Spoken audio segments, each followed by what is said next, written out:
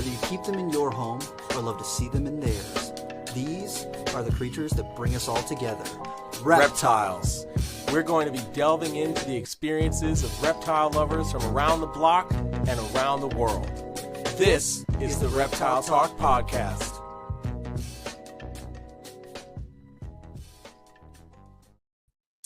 Boom! What is going on, everybody? This is Jeremy Turgeon from Brassman Reptiles. And I'm Robin. I'm keeping it real. Hey, and a year later, we're coming back. 1 year later. to revisit the Amazon Treebo Roundtable, and I'm super stoked because a lot of people are hyped. Yeah, we've got just some great people that are going to be joining us tonight. But before we get into that, Rob, it's been a minute. How are we doing? How's things? What's new in reptile land over there? Not a whole lot going on reptile wise. I did let go one baby scrub, so I guess that's kind of new.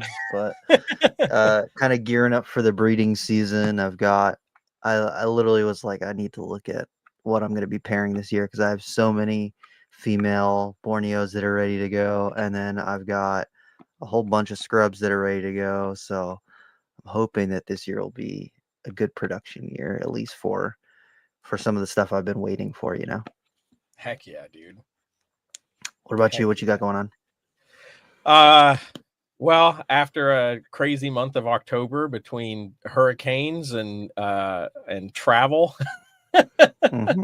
I'm back in Statesville, North Carolina. Everything's finally moved in and settled in, and similarly, just prepping for the upcoming breeding season and crying already. For real. Yeah. but crying out of excitement and depression, simultaneous cries. But keeping and breeding snakes, yeah. In a nutshell. Yes, exactly. But it should be a fun year. I'm excited. I have a couple of Borneos that will be ready to breed this year too, so I'm excited to see baby Borneos. And breeding against better judgment, breeding some ball pythons. What? Yeah, because there's not enough of those out there. I guess we need more ball pythons. There are hungry king cobras. There are hungry king cobras. So and then I breed crested geckos because there's hungry green tree pythons. So, it all works. It all makes sense. I wonder when that's going to hit the Amazon community. That try the geckos. I'll be the first. There's a picky one. I'll throw a crested gecko in there. I'll make the internet mad. I guess luckily enough, a lot of Amazons do take pinkies, but still. Yeah. Thank goodness for that. We don't need to incite more riots on social media. Yeah. Well, I'm super hyped for this episode tonight. I know that a lot of people have been waiting for a round 2 on the Amazon Treebo, as the last one went really well. And so I am hyped for this one. We've got some of the heavy hitters in the Amazon Treebo landscape, and I'm very, very grateful that they're willing to share their time with us this evening. Hell yes, same. And before we bring them on, of course, massive shout out to our sponsor, Black Box Cages. Make sure you go check them out. And of course, that reminds me to throw that ticker on the bottom of the screen there. So go check out Black Box Cages, literally blackboxcages.com. Go check them out. Get yourself a new enclosure, a new rack system, some new husbandry supplies. They've got a lot of all that stuff over there, and they're always looking to innovate. And I got them to start working on an arboreal rack, which I'm super excited about, working with those Cambro tubs, those big Cambro tubs. So they're going to be designing a rack for that. And I have a few more ideas to throw to them as far as trying to include, which we can certainly discuss this with everybody in a moment, the access of a misting system with the rack system, trying to figure out ways to integrate that for those people that don't want to do a bunch of cages and prefer racks. Anywho, let's kick this off. So we've got just a stacked lineup here. I'm going to bring everybody in, and then we'll have everybody introduce themselves and talk about where they're at and what they've got going on Amazon-wise. So without further ado, a bunch of people. Oh my goodness. Bam. We're tiny squares today, guys. What's going on? So many squares. Hey, So many handsome squares. So many handsome squares. for the record, I have fed a crested gecko to a picky Amazon. Just for the record. Really? And Yeah. it took it right All right. away? Yeah, absolutely. Picky little baby took it right away. It was a kinked cresty. You know, it came out Yep. with like a back folded in half. So it was like, okay, what do I do with this? Let's see if we can get this baby to eat. And it took it right away. There you go. Yep. So And it's like, everybody- why wouldn't they? There's so many lizards like out in the areas Mhm. where they're at. Yeah. hmm Exactly. So that's everybody who wants to send their hate mail. That's Noah. 2x2 reptiles. This way, let's go. Bruh. Mhm. Mhm. Oh man.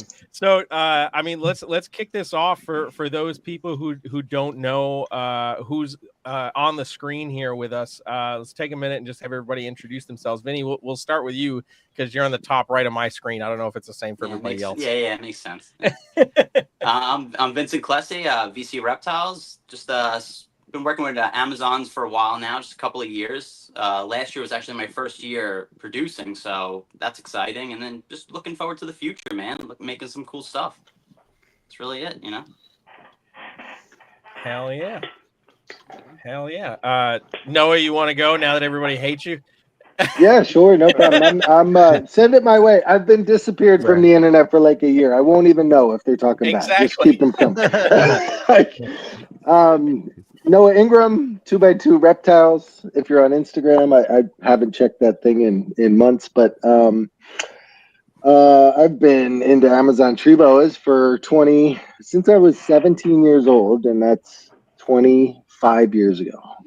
I produced my first clutch, a year or two after I got into them, or litter, and I've been doing it ever since. I did take last year off breeding. I didn't put anything together.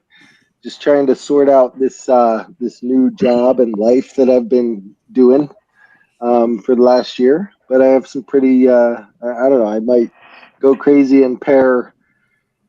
I have a dozen at least females that I could pair, but that sounds like a scary proposition for That's a lot. babies. And there's probably more than that, but it could be a big year ahead. Damn. Yep. Heck yeah. Heck yeah. Ian, you're up. Hey guys, what's going on? I'm Ian Bessell from S&J Reptiles down in Florida. I've been keeping Amazons since about 2017. Recovering green tree python addict, now Amazon tree boa breeder, and just happy to be here. He finally saw the light. He was like, "Get these green things out of here." Well, let's not get carried away. There's still a lot of those things here, but just a lot of Amazon. You can't sell them or what? Yeah. I just can't seem to part with them. You got to keep all of them until you see what they're going to look like. Yeah, that's that the is downside fair. of green trees. You got to keep them at least 2 years to see what they turn into. And if you're me, you do that with Amazons. There you go. There you Rory, go. you know how to or me. Like, sometimes it's 3 years. You're not a good breeder unless you're a hoarder. True. You have to be. That's so true. So true. Rory? Well, everybody, I'm Rory Gresco. Thank you for tuning in. I have a website, canopylabexotics.com. I've been breeding Amazons for, 15 or so years now. Started keeping them back in like 2005, 2006-ish. Been obsessed, and there's no looking back. Hell yeah. One of the greats. Dude. Absolutely. Hell yeah.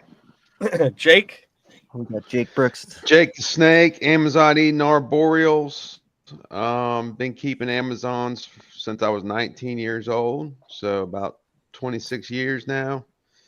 Had my first litter in 2007. Had some tigers. Had some nice leopard stuff from Ben Siegel back in the day. It's been a lot of fun. Heck yeah, Oh, yeah. man. And last but not least, what up, Randy? Who's that down there? So how's it going, everyone? My name is Randy Pegues, Stoic Arboreals, my company, and Randall Pegues on Instagram. Been keeping reptiles probably most of my adult life, but started working with Amazons around 2011. Really didn't even consider breeding them until about 2017, 2018. And then my obsession just kind of took off. I kind of got completely out of most of the other species I worked with and just really wanted to focus on these guys. I just became an obsession. So I really love the calico stuff, like the extreme calico stuff, like really crazy white or really dark calico stuff. That's kind of my jam. But I have a little bit of everything. Where space is always kind of an issue, but yeah, I'm really excited for the future. Next year should be really good for me if everything works out. But I'm just kind of crossing my fingers and putting snakes together and see what happens. Hell yeah. Hell yeah. I'm super Dude, stoked to that's have all of you guys here. So thank you for making this Yes. happen. I want everybody to know how challenging it is to schedule a single guest for a podcast, let alone like 10 other guys that have We are a million addicts. things going on. Yeah, that have so much going on. Yeah. So definitely thank you all for coming on and hanging with us. And we might have a few more folks joining us a little bit later tonight, so make sure you hang around. And let's jump right into it, guys. So we're all breeding Amazons. My question I want to kick off with is, do you guys, because we're kind of all over the place in the country, do you guys have a specific season you start pairing things up, or are you watching your females for when they're cycling and you're just kind of breeding all year round? And whoever wants to go can just kind of jump into it. Might as well start at the top. Huh? Oh, Yep. Yeah, you want to Start start at with me? All right. Go Yeah, ahead. go for it, man. I'm the Go for rookie it. in the group. Let us know. I mean, for me, I just do I'm doing all my animals the same time of year. I have my chondros on one wall. I have my Amazons on the other wall. This time of year, I have the boiler in the other room, so it brings a lot of heat into this room. What I do is I put up like a weatherproof door, and I just let it drop. The night temps start dropping a degree a week from September to end of November, and then I'll have a steady night temp from November to probably January around, and I'll be pairing around December, January, and then so they'll be paired with the cooler night temps, but then I'll start to increase the temps and increase the spraying, and I just keep them together. I take one male that I want specifically bred to one female. I put them together around January, and from what I got, they both ovulated around April. And they both had their babies August. So I'm hoping to do the same exact thing this year. Right now, I'm just pounding them full of food. I'm dropping the night temps gradually, nothing too crazy. I think it's at it's like 76 degrees in the cages tonight, So nothing wild, and that's really it. I do believe though that keeping the male with the female, if you really want that one pairing, if you want a specific pairing, just keep them together for a few months. I feel like it'll happen, Yeah. I feel like once you start moving the male around, you pull the male out to move in with another female, and then you give them a break in between, then you put them in with that other female. I feel like sometimes you miss a window here or there when the female starts to ovulate. But what I've noticed with these compared to the chondros, which is a little easier too, is that my females get mad dark. They get so dark when they're ovulating. So I'm developing follicles. So that's how I kind of know what's going on. What part of the country are you located in? I don't remember. I'm on Long Island. Okay. In New York. That's what I was thinking. Yeah. So it's been a little warmer than usual lately. Like my room right now, I think my room, what is it? 78 degrees in this room right now at night. But it's been super warm outside, which is a little out of the normal. Unseasonal. Yeah, for this time of year, for definitely. But I don't. It's still early for me, so as long as the temps are dropping, December, January, February, they'll peak back up around March, and March, April, I'm getting ovulations. So, Heck yeah, man. yeah, I'm really hoping the same thing this year. I'm gonna give my 2 females that gave me litters. I'm gonna give them a break this year, and then I have 6 more virgin females ready to go. I don't know if I'm gonna do all 6. I want to see what they make, but I just don't want to have an overabundance, and I want to look more forward to next year as well, as opposed to like blowing my whole load all at once and just having nothing left over for the next year. So I really just, and then also how I spoke earlier about having a particular male with a particular female, like I really want to use certain males for certain females. I don't want to just throw whoever in with whoever just to produce. I don't want to do that. I don't want Amazons just to have them. I want specific looking Amazons with specific genetics. So I'll hold off. I'll wait another year for a female, and just to make sure I could use that same male for 2 different females, I'll hold one off for a year. Yeah. I don't mind. I have enough going on with the chondros too, and then I want to go for the rough scale pythons this year. So that's another thing I want to try. Yeah. Nice. I know. It's I got them in the other room though, and it gets a little warmer, so I bought a whole nother another seal for the door. I'm gonna have to start making that room cold too. But then I have all my babies in that room, so I want to move the babies like into the closet, put like a weatherproof door on that, It never keep it ends. warm in the closet, keep it cool in that room. Then the boiler room in the middle has like the, all my cabinets and my table, my workstation, my snake wash station, and the sink. So all that's in there. Like a little office and work room. I keep in the boiler room. So, but it gets so hot in there. So. Yeah, so what I'm hearing is productive to this time of year. It gets hotter in the winter and cooler in the summer. Right. So you need some side content of also how to put up weatherproof panels and doors. Yeah, no, there's like some home improvement stuff going on. Like the plastic Velcro ones that go on the outside and they have the magnets in the middle. They work great, man. I'm telling you right now, there's over a 10-degree difference in these rooms. Jeremy, you should see his wash station, though. His wash station is awesome. He made that himself. Yeah, I went soup to nuts in that room. It was an old boiler room. It looked like shit. It was like yellow walls and laminate It was like floors. a dog wash station. I put tile down. I ripped everything up, recessed lighting, made a whole I made a whole giant dog wash station. It's like 4 foot by 3 foot. Damn. Yeah, with cabinets underneath, everything, man. It's dope. So yeah, I figured even in the future, if I get a dog, it'll work out. I was washing my kids in there for a little bit when they were babies. It was so much easier than the sink in the bathtub. I'm like, it's waist height, hosing my kids down. That's awesome. Damn. Yeah, but I'm really looking forward to it. I mean, I had the 2 litters this year, and I was just really happy about it. I mean, they both ovulated on the same exact time. They both had their pre-lay sheds on the same exact day. Like it was just everything was really cool. It was just they were like in unison, just a couple of days apart. And all the babies are doing pretty well. It's like ironically, 1 litter is phenomenal. They're just eating like champs nonstop. All of them had second sheds already.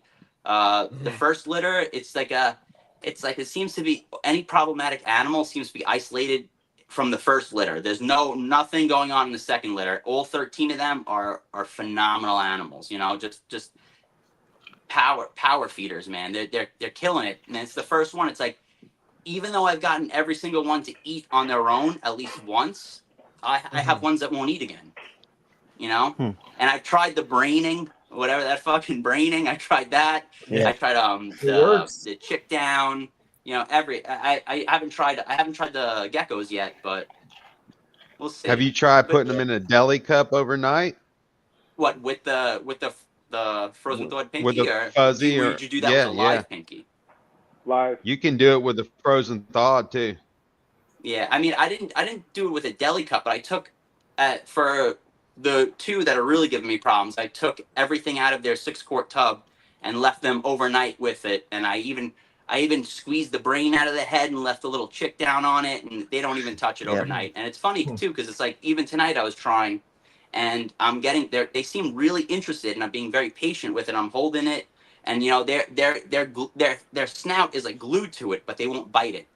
So I can tell they're interested, and then eventually they'll bite it, they'll wrap it, and I come back, a half hour later because I don't want to startle them, and they're on the other side of the enclosure, So and ironically, like I said, I've gotten them to eat already. So every single one that I have that has eaten on its own and held it down, but now a couple of them are giving me problems. So we'll see. It's like on and try off. jelly cupping them.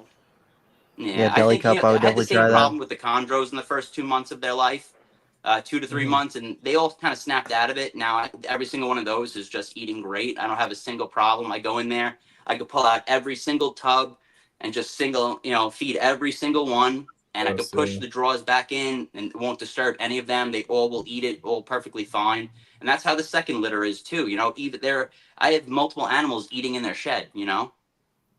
Dead in the shed, eating, doing great. The babies, I'm like, all right, they're just great, strong animals, and it's the first litter that they're like my favorite too. My top 3 favorite babies, from the first litter, are the ones that are giving me the problem. Every time. Every time. It's always- it it's never always- fails. You're never supposed to verbalize which ones you like out loud, I because know. those are the ones. It's funny because It's like when you're not picking the naming a numbers out, baby till its first for birthday. their numbers. I'm like, I'll name these 1, 2, and 3. The top 3, and now they're my worst 3. I'm fucking throw them in the garbage. So sometimes with those babies that take them and then don't eat them, they drop them. You just keep bothering. I've had babies like that where you feed them once and then they drop it. You feed them a second time, they wrap it, they drop it. You do it a third time. Maybe it's the 4th time that they finally swallow it, but it's like you just bother the hell out of them for one night. Oh yeah, that's like until story of my they eat life, it. man. I mean, if I'm spending 6 hours, I'm walking back and forth watching TV, going upstairs, seeing what's going on with my wife, going back down. I'm gonna try a 10th time. Next thing you know, the pinky's falling apart. So I've tried it 100 times. I gotta thaw out a new pinky. I'm like, all right, here it goes, and then I've gotten them to eat doing that, but I'm at the point where I'm like, fuck this. I don't care. I'll come back if they eat. They eat. If not, they don't. I'm not going to sweat anything anymore. I got too much going on in my life to stress this stuff. These babies. And that's what I did with the green tree pythons. I kind of walk away from it. I say, you know what? If this animal's not going to eat, I'm not going to kill myself. I'm not going to they've eaten already by their own. I'm not going to start force feeding anything. I'm waited out. Let them starve.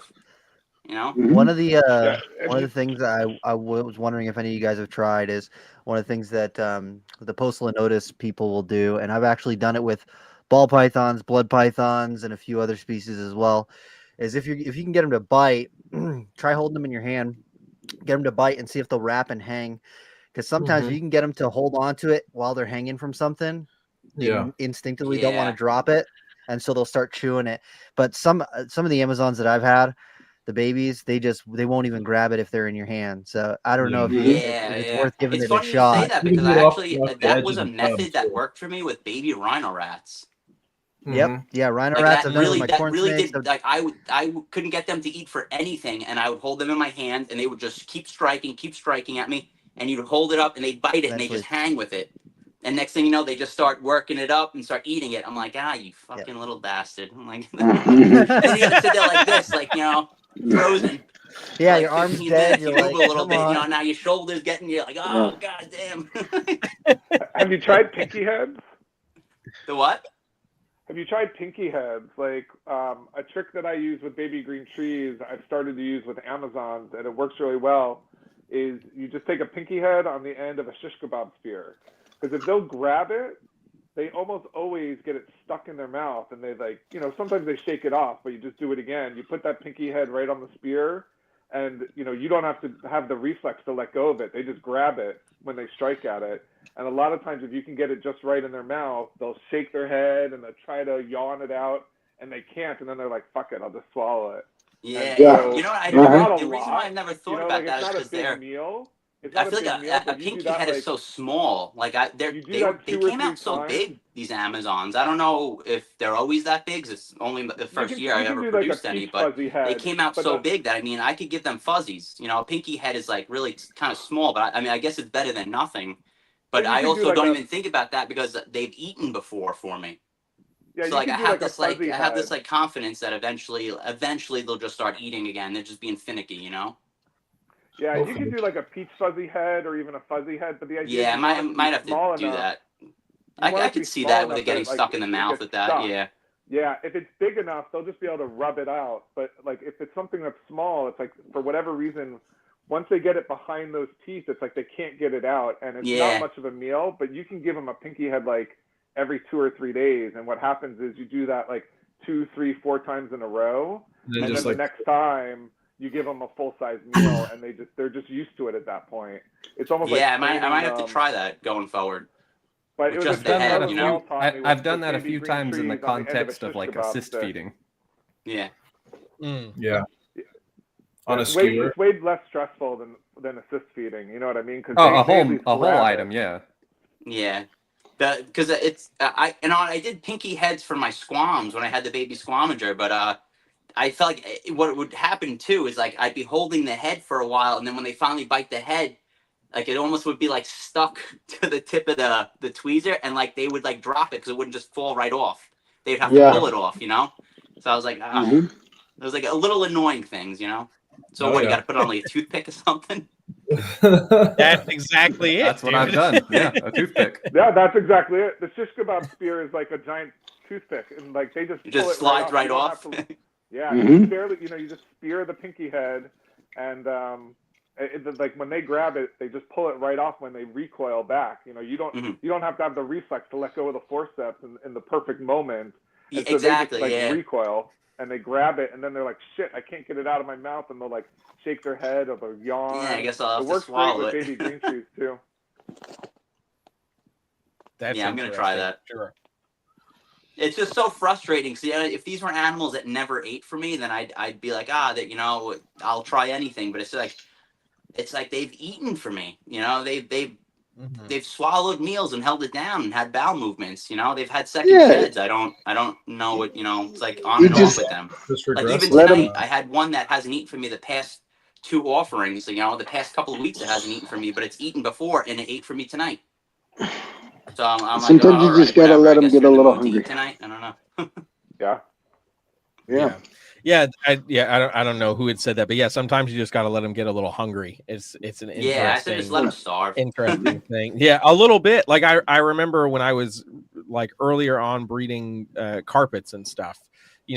Like it was the first major species deviation from a lot of the more typical snakes that I was keeping. So a lot of times babies wouldn't take after that, let it shed the first 7 days and then then you can feed it, and they weren't taking shit, Yeah. and then it was like, I started hearing people like, let them live for like 3 or 4 weeks before you even offer them food, and I'm Yeah, like, wait, what? absolutely. They're like as thin as a pencil. Like that doesn't make any sense to me, but they have to be in that hunt space, that hunting headspace, Yeah. and then bam, they're on it. Yeah, and sometimes when you're just constantly offering food, it's almost like you're pestering them. Yeah.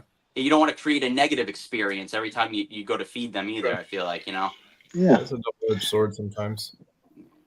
Yeah, absolutely.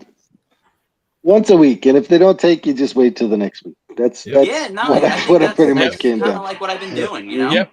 Yeah. Mhm. Like instead of going in the next day or 2 days later, I'm like, fuck Exactly. that. You just No, wait a I'll week. come back Yeah. next week, man. You missed out. Yeah, that's right. Mhm. I'll show you. Yeah, suffer. Sorry. Mhm.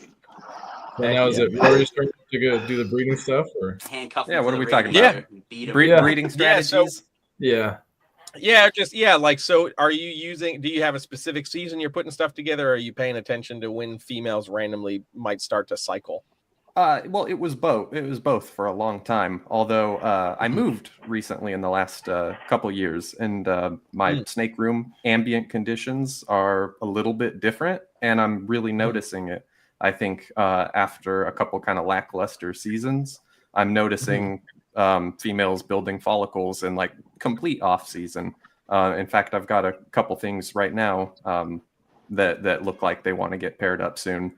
And typically in the past for 10 plus years, I would like start going later and later and later just out of habit and experience, because I found, for a long time, like clockwork, most of my girls were ovulating like around like kind of like April, May, June sort of timeline.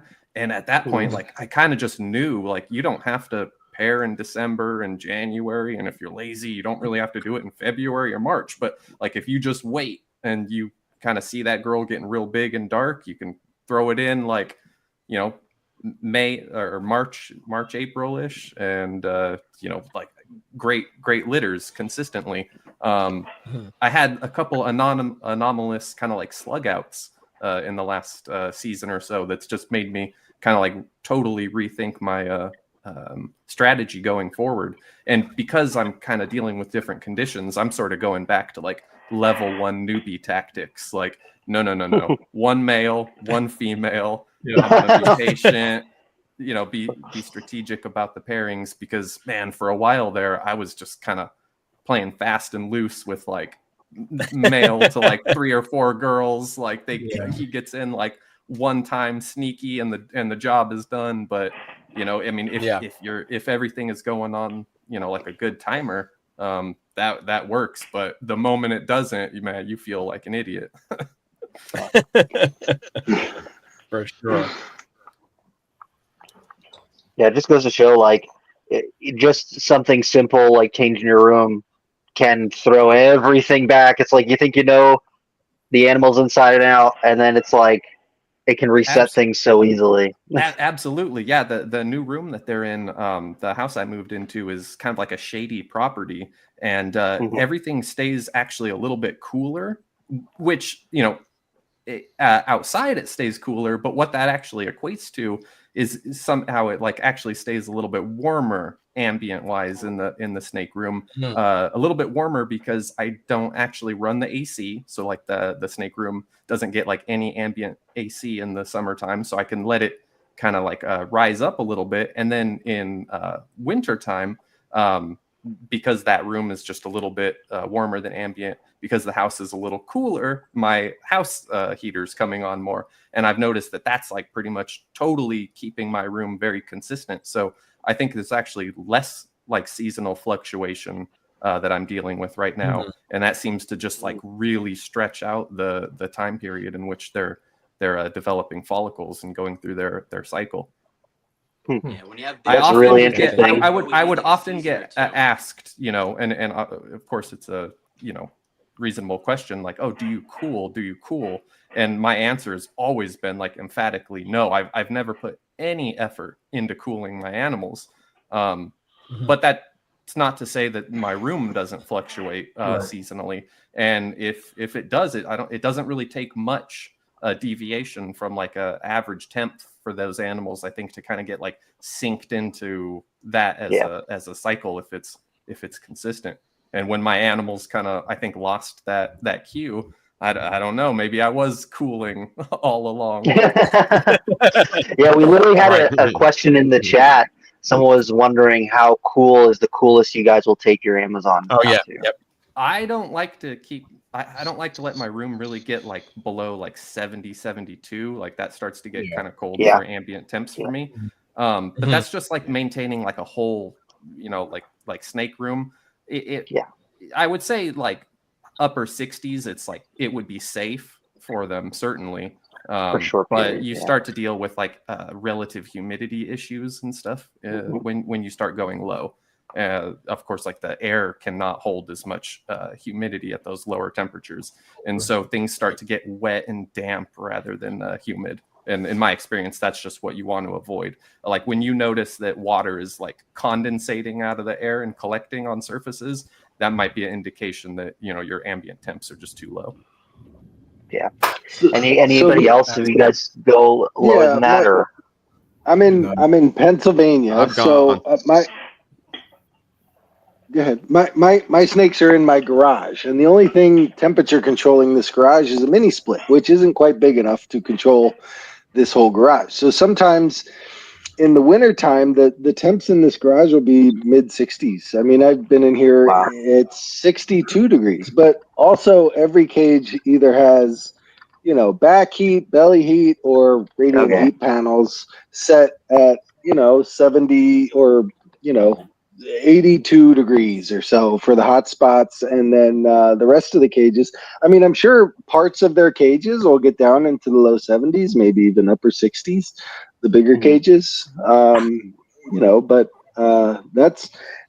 that's how I naturally I do it. Just like Rory said, it's like I don't ever change my thermostats. They stay the same year round, unless I have a pregnant female and I'm increasing the heat for her. But it naturally just does it in this garage itself.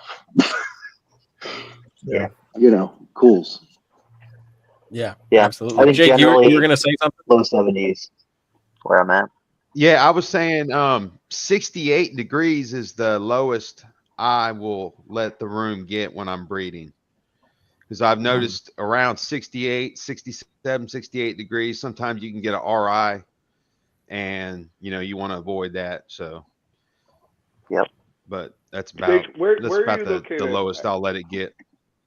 I'm in Alabama, and my room has changed too. I had to move a couple years ago, and I'm experiencing some of the blues right now because I just had a female slug out this year that I was hoping would produce some blue eye leucistics, and that didn't pan out. So I tried the male to 2 different females, and I think I missed, like Vinny was saying, I think I missed the perfect time for him to get the second female. The first female died. She ovulated and then died.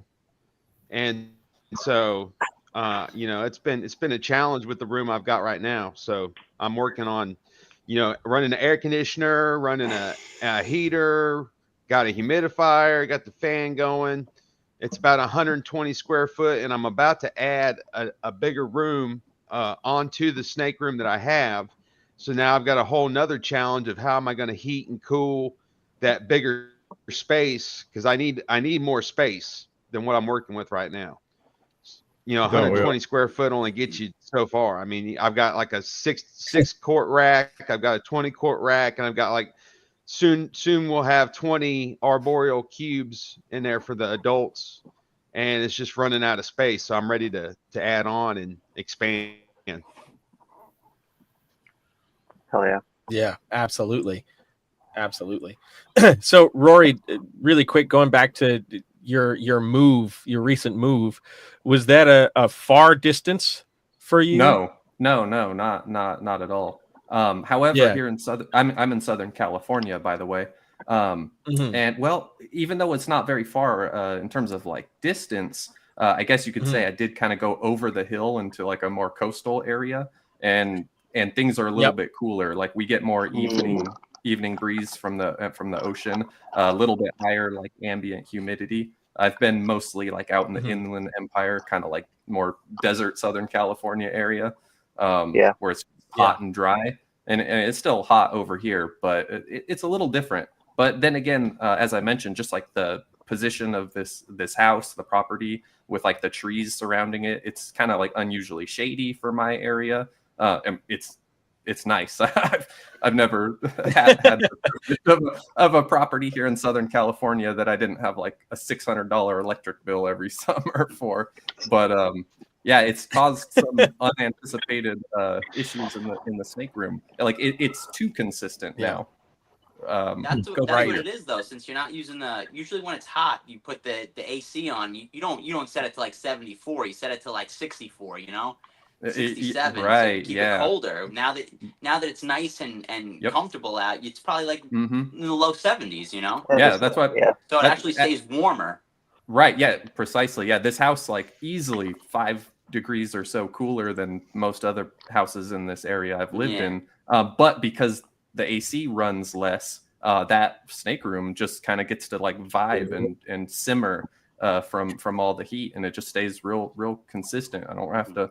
I mean, it's nice. There's been, times where, you like stress out like, oh, how is the room getting like, because a room can get 100 degrees if you're not careful, or the AC goes out, or you forget to turn it on or something. I've had that issue. Oh no, is it too hot in the snake room? Or I'm getting like actual like text message alerts from some of the some of the From the thermostats. thermostats. From the warning me. thermostats. Yeah. Mm-hmm. I have like Beeping a like little crazy. remote like temperature monitoring device, and it'll tell if it is like 92 degrees, and you're like, uh-oh. Yeah. That starts to Shit. I'm cooking. Wait, them. Rory, did you Yeah. say you forget to turn the air conditioner on? Like, I can't imagine living somewhere without air conditioning 24/7. Like, my AC runs 24/7 in January. Florida guy. The island, we I'm know running that's right air now. conditioning. I don't And your know electric how bill's different only like $600? energy prices are between where we live, but in Southern California, man, you got to be careful. Yeah. Oh, your electric bill's only $600, and you're not even running the air conditioner. Like, my electric bill was $600. My AC runs nonstop. See where Rory's at. If he looks at the air conditioning, it's $40. So just like I'm not gonna look over there. Yeah. I get a carbon tax exactly. too with some shit like that.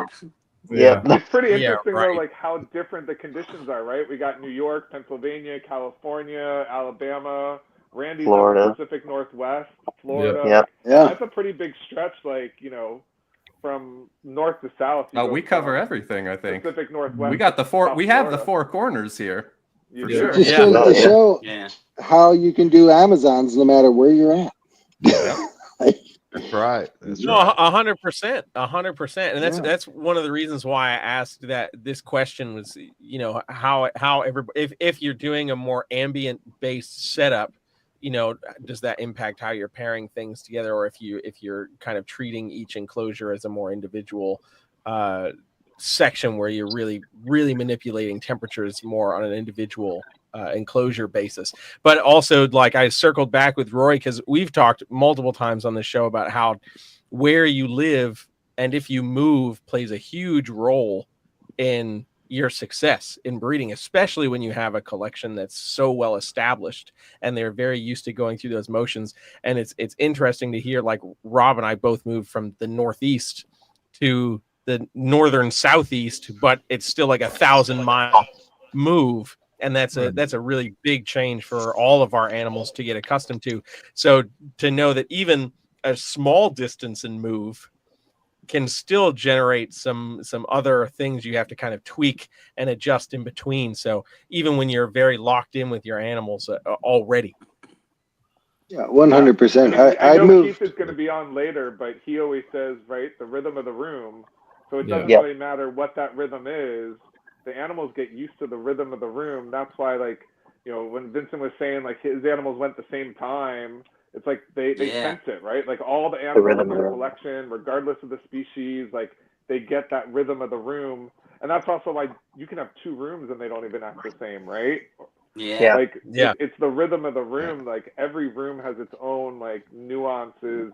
And I don't think it's even necessarily, like, just one stimuli. Like, it could be the temperature, but it could also be, like, the amount of natural sunlight they get, or the draft they get because where the air vent is, or, how much foot traffic there is in a certain part of a room. Like, there's just so many things that the animals, they get used to. They key in on all of that stuff, and then they settle in, right? Like, they're there every day, month after month, year after year. Some of them, their whole life they're there, so they get used to a certain rhythm, and then you change that on them, and it throws them off. It doesn't necessarily matter the distance. It could just be to the other side of the house. Yeah, It's and 2 even if years. those other conditions are ideal, it's just the change itself, Yeah. Yeah. I've moved once from Virginia to here with my snakes, and then when I was here, I moved my snakes from my house to my garage. Just moving them from, I hate it. It gets me anxiety thinking about moving my snakes to somewhere else, because legitimately every time I've moved them, I have had, just like you said, Rory, I've had There's an more adjustment slug period. litters. I've had more slug litters on the years that I moved my snakes than any other years ever. Like, it takes 2 years to get your animals back into the groove of whatever room they're in, even if you're moving them from the left side of the house to the right side of the house. That's what it feels like to me, anyway. Like, how many times have you shipped a snake to somebody who has a setup that you've coached them to have the exact same setup, like the same tub, the same perch, the same temperature, the same water bowl, the same substrate, and you ship the snake and it's in, it's in that same setup somewhere else 24 hours later, and now the snake's like, I'm not going to perch, I'm not going to eat, and you're like, what's the temperature? And they tell you the temperature's right, the humidity's right, everything's exactly the way that you do it, but like, they're just 800 miles away or 2,000 miles away, and snake's like, nah, it's not the same. Some of these animals, it's just how it goes sometimes. I mean, not just reptiles. Most animals do that for moves, Yeah. Yeah. Yeah, 100%. 100%. Yeah, Did anybody else want to move, chime you need, in like, on a season or two to recover? Right. Learn the room again. Yeah. Right. Yeah. Did anybody else want to jump in on this topic? So I'll say one thing. I'm messy and I am OCD at the same time. Does that make any sense? Yeah. So the way that I breed is similar to what everybody has said. It's so you're ADHD. Yeah, 100%. I should 100% be on some sort of medication to make me focus, but I'm not. So I just go every direction, But so my room cools down in the wintertime. I start introducing, and I'm very OCD about what male I'm going to have with what female, and I will pair a male to two females. But then I'll introduce them. I'll let them hang out together for a couple days, and then I'll take them apart.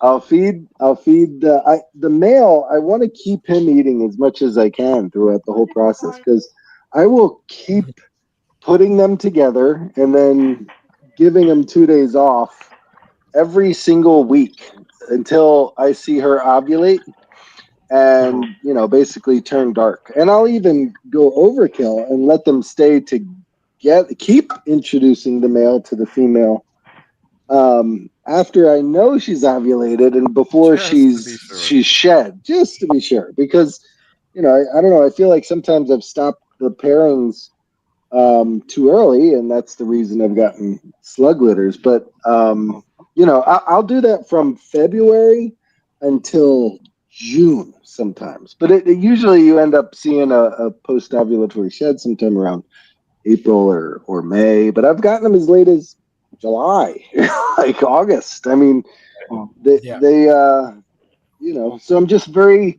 very methodical about it. Introduce them on Mondays, take them out on Fridays.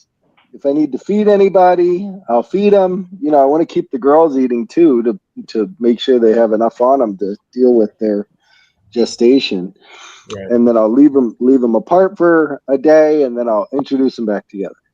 Sometimes just feeding them gets them to lock. I don't know. I don't know what it is, but so I'm very methodical about it throughout the process. Yep. And I notice you get more action if you separate them and then put them back together. Separate, give them a break, and then put them back together. If you notice the male not interested in the female for, I used to just put them together for months, months. I have no idea what's happening. I just want to make babies, right? So I'm going to put these two snakes together, right? And you notice the male just gets uninterested at some point. If you remove him, and put him back in, he might be interested again. For me, if they're gonna breed, it's usually pretty fast. Like, you leave the room, come back, and like, oh, there they go. Yeah. Yeah, I think it also has a little bit to do with compatibility. Yeah, I usually try to pay attention to see if I have a pair together and like they're cuddled up in the tube together, then I'm like, all right, cool. Nice. As long as you guys don't hate each other, we're good. When the female starts like spazzing, they like buck the male off. You see that behavior. Like, okay, this is not the right time. They're not digging it. I pull them right out when I see that. Yeah, 100%. And then we all say a thankful prayer that we don't breed retics. Yes. Never even considered it. Yeah, never. No, thank you. No, not in Florida. Yeah, I don't need to clean shits bigger than myself. Right. Yeah, exactly. Yeah. Or become one. Yeah. I think it's a good rule to not have to clean up any crap that's bigger than your own. I think that's Yeah. a keeper rule. That's fair. Somebody clip that and put it in a retic group on Facebook. Oh, great. Dude, I'm on the fence. I got Bloods and Short Tails, and those motherfuckers be shitting, man. Yeah, they're thick, twice man. a year, though, It's right? got like a baby arm coming out. Dude, it's terrifying. Sometimes, not every time, but sometimes. Yeah, Randy Ugh. said only like twice a year, though, right? Yeah. But when it happens, it shakes the house. Yes. That's phenomenal. The smell's probably worse for that. I can't Honestly, the pee imagine. smells worse. Hmm. Basically. Yeah. I guess So we did have a question in the chat about handling too. If any of you guys are doing any socialization with your Amazons. Yep, I was just about to go to that. Yeah. Only the nice let's ones. see. Yeah. Yeah, only the nice ones. That's the move. Yeah, I mean, I try to hold most of the babies, but once you get so many of them, that's, you do what Rory says is you kind of just tend to pick the favorites and go from there. Yep. Yeah, that's fair. If you're Just, like, working whether with or not like you a socialize them, there's always going to be the assholes and the the nice ones. Like I Right. never. I find no reason to touch my animals. Honestly, I kind of just let them live and do their thing. I don't play with them. I don't take them out. I haven't even cleaned the bottom of the cages in 2 years. You know what I mean? I just have all leaf litter and the mulch, and I got some. I actually have some greenhouse millipedes in there too that just came with the Nice. plants, so it's been working well. But just keep Straight putting new up leaf litter in bioactive there and on us. everything. I don't really mess with them too much. They do great, and then I have animals that I could reach right in right now and pull out, no problem. And I have animals that I can't even go near. If I want to clean the shelf or if I want to clean the water bowl, I got to make sure they're away, even during the daytime. Yeah, that's on my Amazon.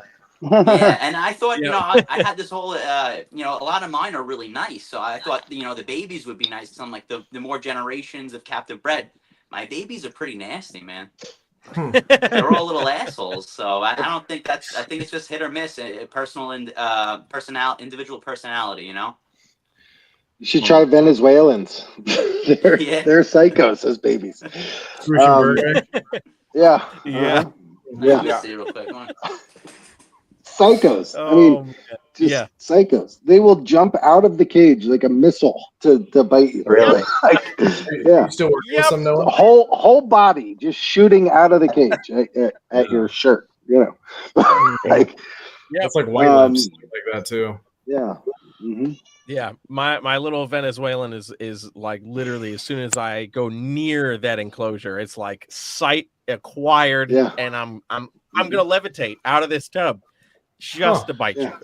You might have to get them. I have a big one like they that. are definitely on Amazon. Mm-hmm. It's one of my girls right now. Yeah, that's wild. That one produced by Rory. Oh, look at her. Yeah. I love that girl. She's that pink look in is one person, of my but the favorite. the blue light doesn't help. Wow. Yeah, I have a lot of animals, like big animals. I could just pull right out. Like Yeah. she's never struck at me. This animal, as sweet as can be. I have other animals that can't even go near their cage. Yeah. So, And how much work do you want to put into it? So if you go in there and you start messing with them and you're confident, I think confidence really plays a key role in it. You can't be hesitant on them, and just keep doing it over and over again, and they'll realize that you're nothing to really worry about. Yeah, totally, just Randy. around right away, and some of them, like I have that snake that I bought from Rory years ago, Freak Show. He hates me still, always. Yeah. But the other ones are fine. So. I feel like I think that they definitely, some of them are certainly more calm than others, but I think also, especially with the young ones, like you have to have that confidence, like you said, Randy. Like my wife says that I manhandle them, right? But like I'm always like, God damn, they bit me, like I'm always cussing at them or yelling at them because I get bit a lot when I go through and clean it. But I just reach in and grab them. And we're a lot of times they don't have a chance to react, right? Like they're already like picked up and like being held, and I'm cleaning the cage with one hand and holding them in the other. I don't give them that chance, right? I don't give them a chance to like look around and think Always what's keep going them on. guessing. It almost Yeah, stuns them too, though, reach in and right? grab Because 'em. they're used to being defensive, but when you don't allow them to even get defensive, they're just kind of like, oh, what's going on? You know? Exactly. Yeah, Exactly. They go And to most of them are used inquisitive to it mode. now. Yes. Like they're used to it because I've manhandled them so many times. I've got Just some bastards. reach in, grab them, and now some of the big ones, forget it. I've got Like, some there's straight no way. I've had some bastards. I wouldn't open When the you're cage when after you're dark. holding them, it helps just to kind of keep them moving. Oftentimes, Yeah. man, especially with like babies, because if you let them just Yeah. like wrap around They a keep Sit finger for a moving. second. squeezing, then they're like, this is my turf now. So, and Yeah. Yeah. they just go for knuckles or whatever they Like, can. where is warm? I'll bite it. Down. Yeah. Yeah. I don't know. I feel like with babies that you keep them. I keep all mine in tubs, 6-quart tubs, or 11-quart tubs, whatever they are, and they're on paper towels, and they have a little perch in there and a water dish. I mean, every day I'm going through. Okay, so there's a urate, there's a poop, whatever it is. I got to clean this. So I take that snake out. They see me literally every day. I mean, they're spraying their cage, looking at them, or cleaning their cage every single day. And I mean, up until I don't know, 2 or 3 years old, middle aged, whatever. I mean, I guess that's adult. They're nice, but as soon as I give them the big cage, and then they get their own little spots to hide because I have driftwood logs in there and stuff like that, then that's when I'll find out, is this snake going to stay nice, or is this snake going to turn into an angry 6-foot long tree boa like whatever. And Seeking many this of them do stay angry, but they're so slow. Getting bit by one is really hard to do if you're paying attention. And if you don't want to get bit. Yeah. Mm-hmm. Do you find that your babies are using those perches that you're offering them? Yeah. I mean, some of them have the I don't know what they're called. Who's the guy that makes the perches? Yeah, I use the netting. Specialty enclosure designs. Yeah, specialty enclosure designs. Yeah, I have some of those, and then I have some just netting. Either one, but they all seem to use it. They will also lay on the ground just as often. But Right. I give all they my seem babies to not have a preference. ground hide, and they use Mhm. it. Actually, I think Rory, you were the one who told me treat them like a corn snake, right? Well, I think An mine arboreal spend just corn as much snake. time. Yep. All of mine have a ground hide and an arboreal hide, or something to climb up on, and they'll spend just as much time on the ground as they will climbing up on stuff. For sure. Mm-hmm.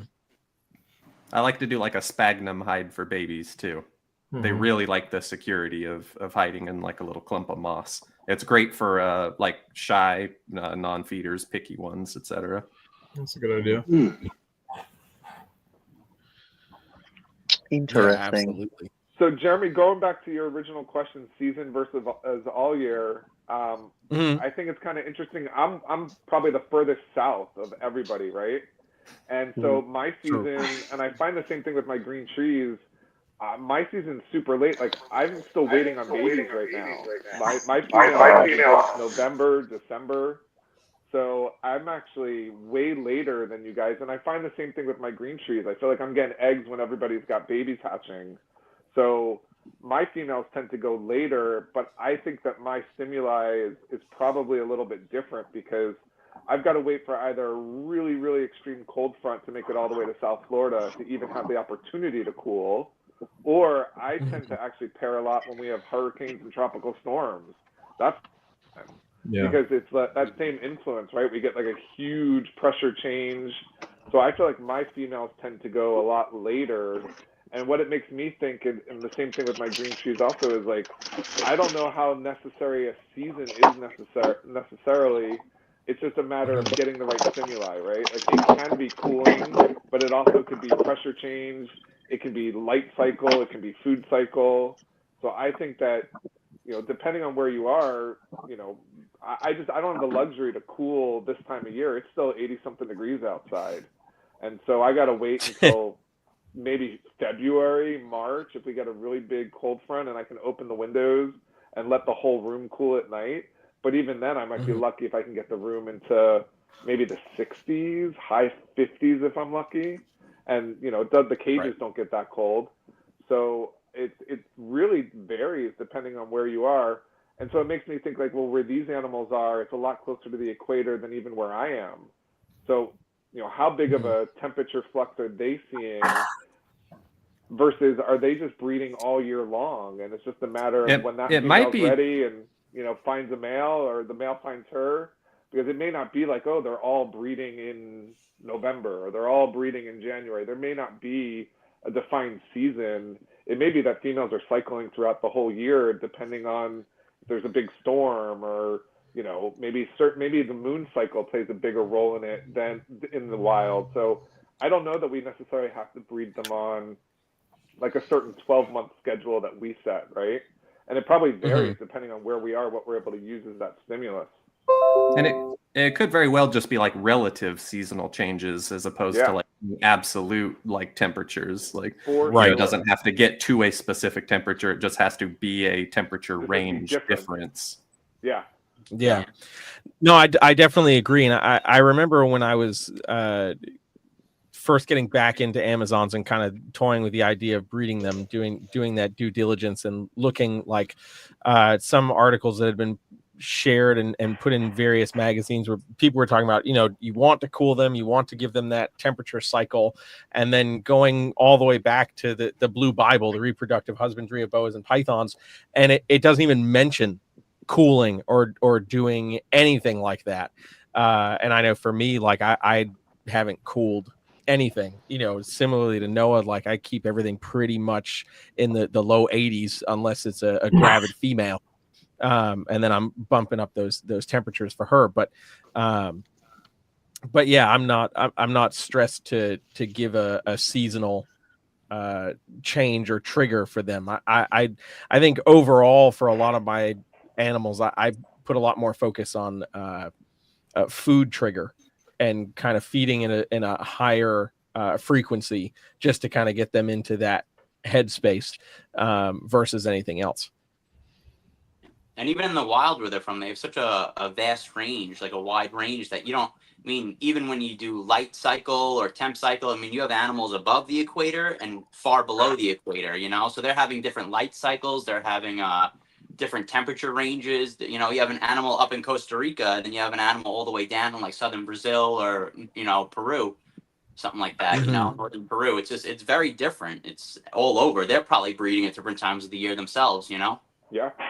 Think about that. So, I will say this, you know, like we all have similar ways. We see these kind of patterns with the seasons. They're pretty consistent, you know, from that January, March, you know, we start to see the ovulations, you know, within that same May timeframe, something like that. But I will say with these animals, if you don't know what you're doing and you do want to pair them up, if you just leave them together and separate them to feed them and put them back together and you continue to do that, you will breed them. Like this is one of the species that is actually pretty easy to breed. A lot of people breed this species not intentionally. They want to make like a bioactive setup and they want two different color Amazons and they realize they have a pair. You know, I hear this all the time, you know, oh, that was my first snake I bred, you know, back in the 90s or whatever. Like I just had them together. It happens all the time. We can force it a little bit more, but there's nothing to it. You know, I've bred other species before that take a little bit more tweaking on stuff, but the Amazons, if you are interested, don't let this intimidate you because they really are pretty easy to breed. The babies, you know, can be a little tricky sometimes, but there's so many people out there now. Any of us you could reach out to and we can give you some of those tips on how to get the babies started. But most of them are pretty good right away. Now let's talk about genetics or something cool, huh? Yeah, I was literally just like, okay, now that we've got some some husbandry things out of the way, let's get to the nitty gritty. Oh man. So go ahead, Randy. What were you gonna say? No, I was just gonna say, like, how do you want to do that? Do you want to just I don't remember how we did it last time. Did we just like pick a gene and just kind of talked about that a little bit, or? I think that's pretty much how we had done it. I think I guess we can kind of start with everybody's, I think, favorite or least favorite topic, which is inheritance of the red and calico gene and where everybody's understanding is on that. Because we love talking about controversial topics, and but also just like seeing, obviously we infer things from our experience and what we have happening in our own collection. And I know all of us are Amazon junkies, so we're also paying attention to what we see other people producing and how that may influence our thought processes. So I'll leave it at that. But I would like to ask everyone here a question, So in one litter, I got red calicos. I got red tigers with black stripes and reds with white stripes. So I always thought the reds with the white stripes are calico tigers, that the reds with the black stripes were just red tigers, and that the reds with the, the white markings with the regular classic calicos. So are they all calicos? Like, if are both tigers calicos? If one's black stripes, one's got white stripes. I know when they age, they could look identical. They could yes be. and no. Yes They and could. no. Mm-hmm. So that's why I'm like, I don't know what to call them all. And what if they're all from the same litter and they have the same genetics? So I had a litter this year from two animals I bought from Rory. One of them was a calico, and the other was a red orange tiger with black stripes. I put them together. I got calicos, I got calico tigers, and I got tigers. Mm-hmm. From just pairing a calico male to a reddish orange with black stripes tiger female. What did the tigers look like? One of them is red with white stripes. The other one's red with black stripes. Mm-hmm. So they both calico tigers? But you can also that's what I want to know. I want to know be. Could be. How could they not be? Yeah, it could. I think it could be. Because when they go through their OCC, when they go through their change, they can develop more white. The red and black animals can develop more white. The red and white animals can develop more black. Yeah. So I was thinking about this too. Like, is there a way that some of the animals, even though they're heterozygous, they're expressing some visual traits? Like I have this snake I call Hellboy, and he's a red tiger, but he's not a calico. He is at least heterozygous calico because he produced calicos. If you look at him, he doesn't really look like he has like an orangish color head, but then he has a lot of white scales all over the place too. So it's kind of hard to tell. Like, are we seeing just a wide spectrum of calico from light to dark and then pattern to no pattern, or are we actually seeing, something different there? I thought that all the reds were calicos, but you had low expression calicos and high expression calicos, but all the reds were actually calicos. Rory, I feel like that's a conversation I had with you at one point, but I don't know where we are as a community on that. I feel like some people think that there's reds that are not calicos, and then there's red calicos. Absolutely, there are. Yeah, there are calicos that are not red that are another color. So I don't even know where are we with defining red versus red calico. What about oranges that have calico markings? Yeah, to me, more and more like how you want to label it, because we haven't quite figured it out. Right. It's more just done on based on the expression of the phenotype. Like, the more exaggerated they are, the more confident you are in just calling it a calico, of course. Yeah. But genetically, and whether or not that animal will pass on or won't pass on that look to its offspring, just depends on so many different factors. And at this point, I've absolutely produced red animals that were born just red, stayed red, no calico influence whatsoever. Did not produce any calicos? No, did not produce calicos. But I've also had the inverse happen. Animals that that do end up going on to produce calicos later on. when I'm pairing them. They're like their offspring. I've had that. And at this point, I've had a litter a few weeks ago that was some pretty interesting results along these lines. Vincent, if you remember some of those early animals that you got from me, those calicos that were from breeding two bicolors together. Yeah, that bicolor female, that bicolor I know female, that she's one of my favorites. Everything she produces is fire, man. Yeah, and mine genetics, too. man. She takes the black out of everything you pair her with. And what's kind of bizarre about her is like she did not come from the nicer of the yellow lines that I worked with initially. She came out with technically I think she's crossed between those. But what I was kind of getting at there is this. I've actually bred two of the yellow siblings to the animals one of the animals that you got that season. I specifically picked out, going back again a little bit, because I bred the original parents bicolor to bicolor tiger. I got really nice bicolors, bicolor tigers, and then a couple really nice calicos out of that. Going from there, breeding two of those bicolor siblings just this last season produced some babies that were all yellow. I didn't get any reds out of this, which is kind of what I was expecting, because if I were to look at the bicolors and try to gauge like, is this one het red or is it not het red, I purposely picked two animals that I would have bet were not het red. So I was actually going for something to eliminate any chance of red offspring. But the reason why I really did that is because I wanted to see if I could isolate anything specific in terms of like a calico influence into yellow animals. Yeah, with white, and it's so nice, man. Yeah, and it's funny because when you it's kind of like a matter of contrast. What I'm seeing when you see the white on a red, that white is really high contrast. But when you see like that, you can kind of look at it, and especially as they age, you're like, well, that white, in some spots is like bleach white, but in other spots it's kind of gray, like it's kind of like a weird washed out sort of grayish silver kind of color. And these yellow offspring, like, man, do they all have that? It's very subtle, but they have what looks like kind of calico patterning, where you would see as calico patterning if it was a red animal. With like those like saddles on it on the sides and stuff. Yes, right.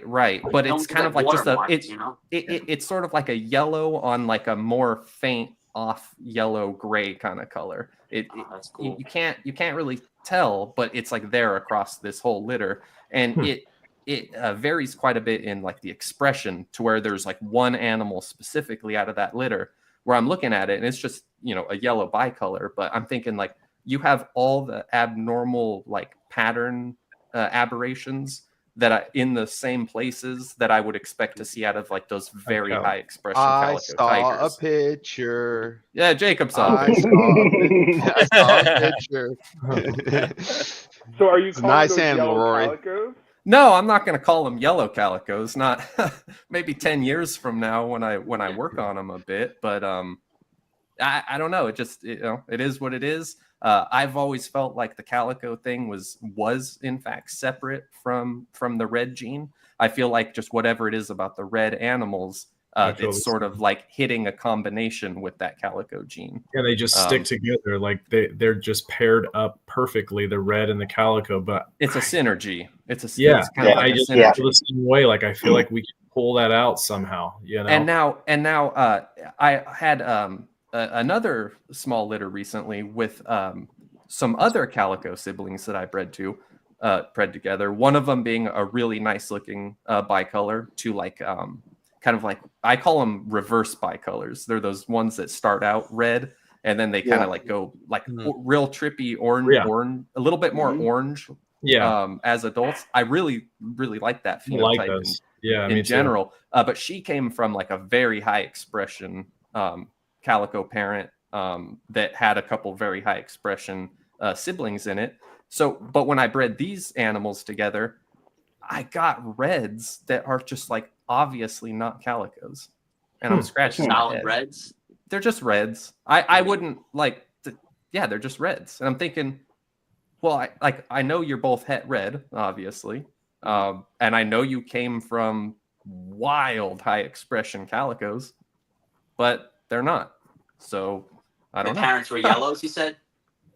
Pardon me?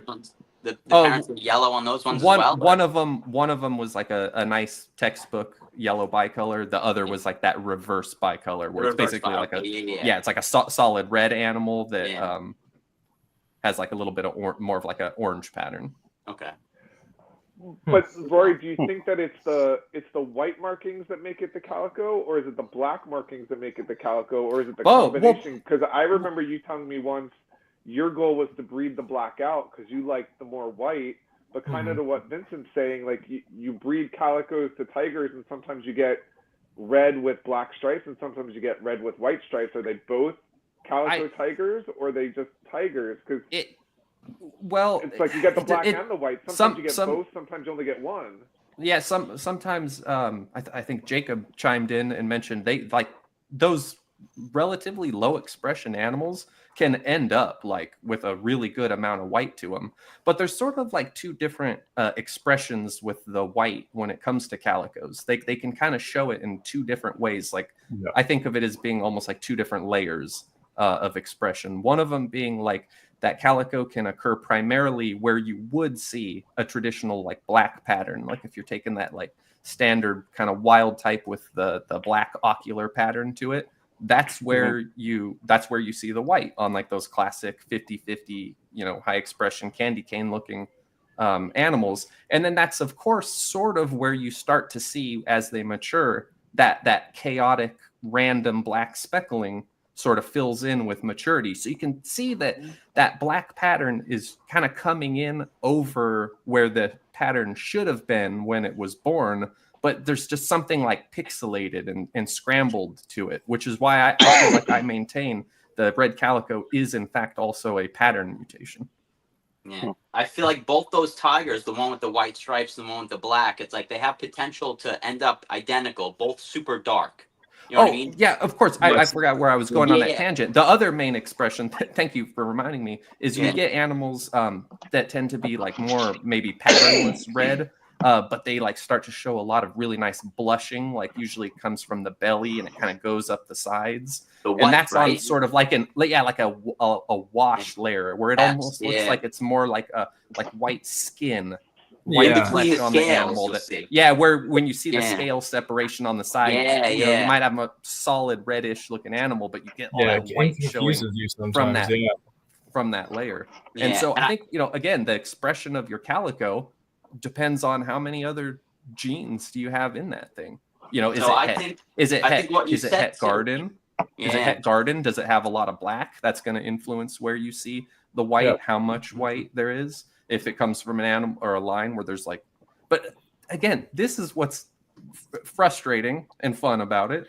You could say, I'm trying to breed that black out of calicos. I've been doing it for like 10 years now, and it is so ridiculously stubborn. Why is that black melanin come? Yeah, why does that melanin come in every time with these calicos when I'm doing nothing but breeding calicos like from the cleanest, lowest melanin animals? I mean, I've taken bicolors, bred them together, produced calicos that went on to become very melanistic. But those bicolors, the parents came from bicolors, which came from bicolors, which came from, and there might be some reds or in there, but they were clean reds and everything low melanin, and you still can get these really, really melanistic looking calicos. So there's just so much still up in the air. I'm doing all kinds of like random, pairings, trying to figure it out. But like the more I work with it, just like the more surprising it is that I haven't really been able to nail it down. I think you said it. There's more genes than we ever talk about. There's all these genes that we don't know what the heck they are. I think they're probably very similar to crested geckos, where there's a ton of genes that people have figured out at this point, and now they sell them for lots of money, right? But Amazon's I might have had one of those like lavender. I think they call them lavender crested geckos. Yeah. Is that a big thing? Was that a big thing a while ago?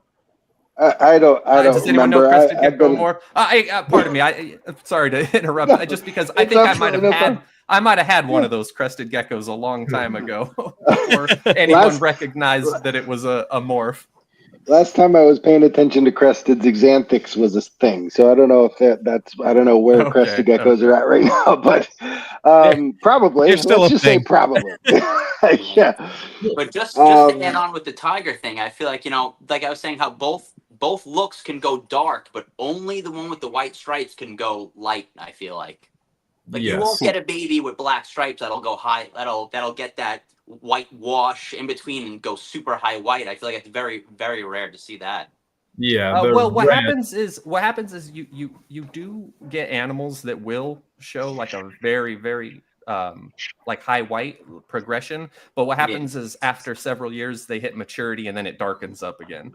Yeah, and so I've I have some, and I've produced many reds that were low expression calico, and then 2-3 years old they look amazing, and there's tons of white showing there, and then you breed them once, so they're 5 years old, 6 years old, and then they're just almost solid black. Yeah, I'm noticing some of my they produce nice babies.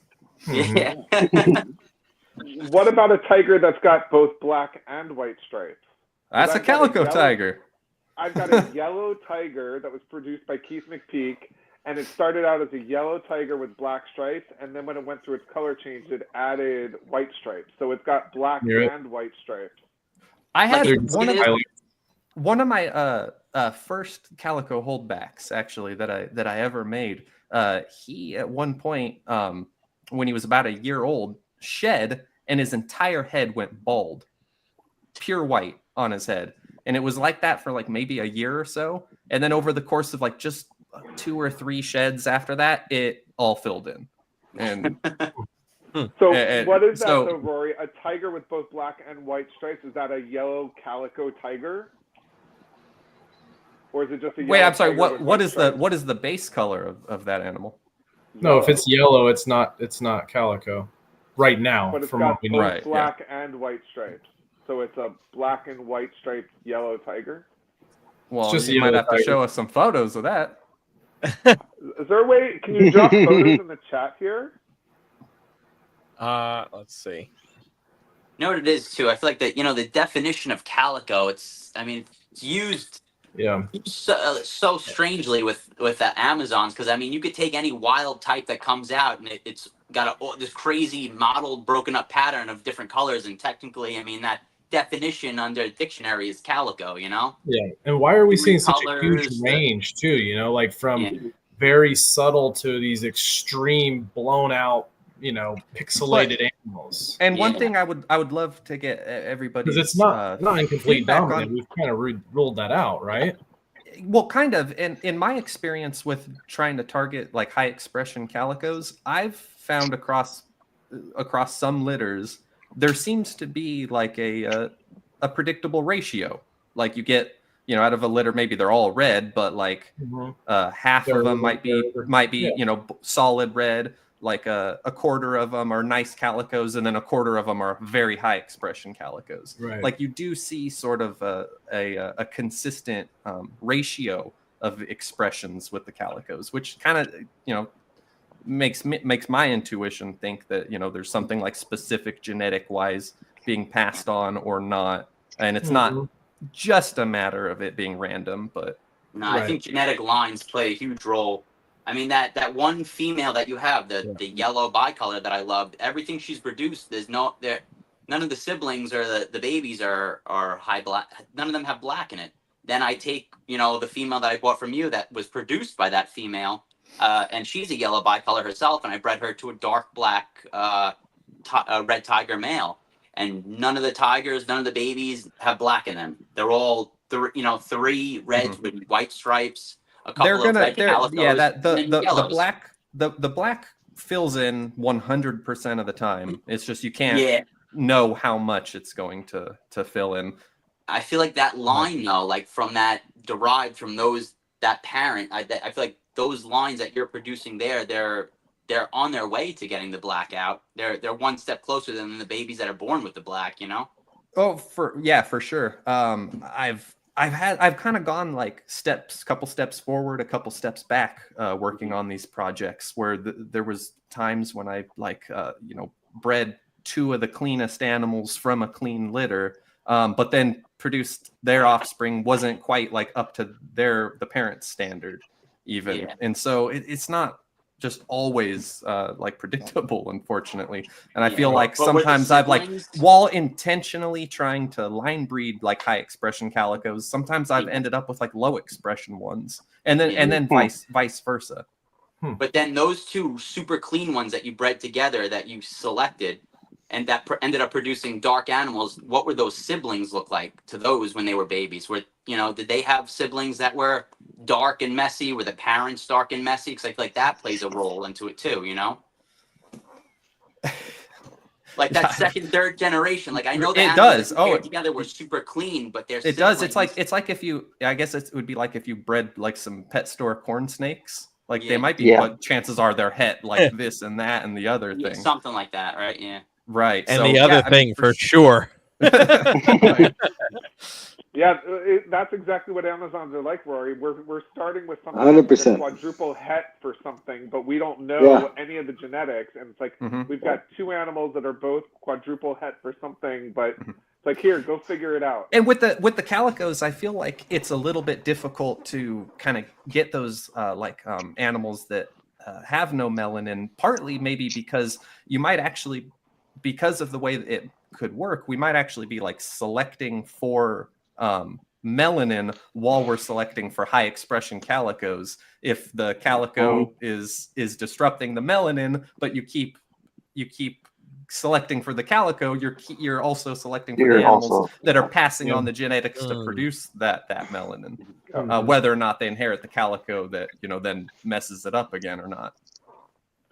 I dropped some pictures in that chat we had going earlier of both before and after, when it had just the black stripes and then when it started developing the white stripes. I don't know if you guys saw that. No, did you put it in the round table chat? No, I couldn't figure out how to put a picture in the round table chat, so I put it, or the Instagram chat is where I put it, the one we had going earlier.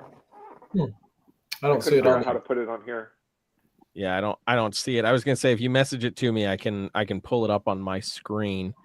Because I don't see it in the group chat, but it's on his profile damn picture. It, technology. So since this red profile picture, do you guys want to see something? You want a little bit of show and tell? Sure. Yes, please. Yeah. Give me a moment. All right. Animal here. What's the mad scientist? So. Right. What did you say, Ian? Hold on, I gotta. Can you see? I made my screen that picture. I don't know if you can see it. It's probably really small. Oh, okay. Hang on one second. I'm gonna solo you here, as much as you don't want it to be that way. Oh, okay. Oh, yeah. I do see what you're talking about. Yeah, that's nice. It started But, I mean, developing we're- white stripes. Yeah, we're still just going to consider that yellow tiger for now, though. There might be another gene that's involved in that, but I mean, I've seen tigers with white stripes and I've seen tigers with black stripes, but I've never seen a tiger of any color with both black and white stripes. I have a red tiger that's like that too. Actually started off with black stripes, and as it grew, those stripes would actually like spread open, and then there would be a different color on the inside of the stripe and along the side of the stripe. So Yeah, they get like a negative. They like yes, lose it's like a that, highlight. Along the stripes. That's what I call it. What do And we was got that a going on red here? tiger or was it a red calico tiger? It was a red Nice. tiger het calico. I wish I could zoom in on just your one square. Can I? Okay, hang on. I just pulled them up on my Oh, yeah. computer. Yeah. I'm gonna try to share my screen. Here. Oh wait, hang on. Yeah, make Rory's full screen. Yeah, we got a solo Rory over here. Yeah. Well, we're on the subject of very Hell yeah. melanistic calicos. Yes, I love that. So I'm trying to get this lighting. Sorry, guys, it's terrible. It's all right. You're good. This is a calico het leucistic.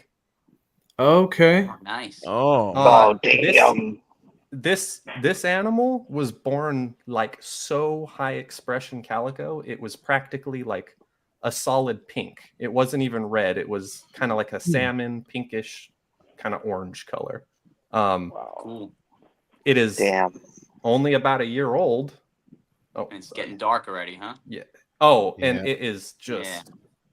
But it's got the nice pure white to it, though. on for the on the contrast. belly, of course. Yeah. But it comes up on the sides a bit. Yeah. I like that. Yeah. That's nice. I like how clean That's the belly is. phenomenal.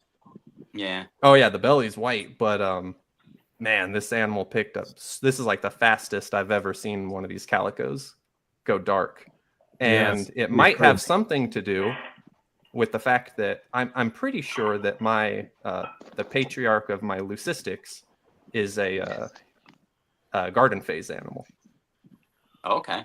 and so I Hmm. suspect maybe that has something to do with. Some influence on there. And you said this one's about what, 18 months old, something like that? Not quite. No, not quite. It's coming up about 1 year. Okay. This is Wow, a that's- sibling to the leucistic tiger. Yeah, I got some animals from John Martin and Keith McPeak that are like black, but I think it took them about 2 years before I started seeing like that much on them. Man, I would love a Yeah. solid black animal. Like a solid jet black Yeah. belly, everything. No pattern, nothing. Just solid jet black. Mm-hmm. Years ago, Bobby Pruitt tried to breed for black Amazon, and he got close, but never did it. I think there's I've seen a picture in couple Google of them. images, but I think it's Yeah. a leopard, but it's a It's a like leopard, yeah. solid black. Yeah, they're Yeah, typically leopards when they're leopard little. That- descent. That black I think leopard maybe- was produced by John Camp. Okay. The one that's on like Google The Images. one if that you find see it. all the pictures of. It's probably the same animal. Yeah. Yeah, that's a nice animal though. John yeah. and Jane Camp produced it. I really like those clean yellow tigers. I think they look nice. Yeah, Yeah, that so one's that- produced by Keith McPeak. It's sitting up in this tub over here. I think she's actually gravid right now. So she's super dark. Hell yeah. Super And dark. this is her now. I just switched the pictures. That one's the more recent Wow. one. See how much of that white the white striping is coming in? Ooh, yeah, that's that's nice. beautiful. That's cool. That is as really hell. cool. Yeah. That's why originally I was like, oh, it's a yellow tiger. And then the whites start coming in. I'm like, is that a yellow tiger calico? Like, Could be head. The you know the how I am about problem. producing yellow snakes.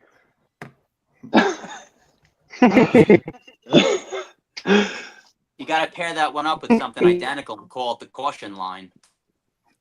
Yeah, I don't remember. I got to look to see what male I bred her to, but she's yeah, she could drop any day now. She's pretty big and dark. And I don't remember. Damn, if that's he cool. comes on later, we'll have to ask him who the parents were. I have to look it up. I don't remember. But you can really go to the other picture, Jeremy. You can really see like how that white stripe wasn't there originally. Yeah. That's when she was younger. Yeah. Like that's just a nice yellow tiger. I never saw the white stripe initially.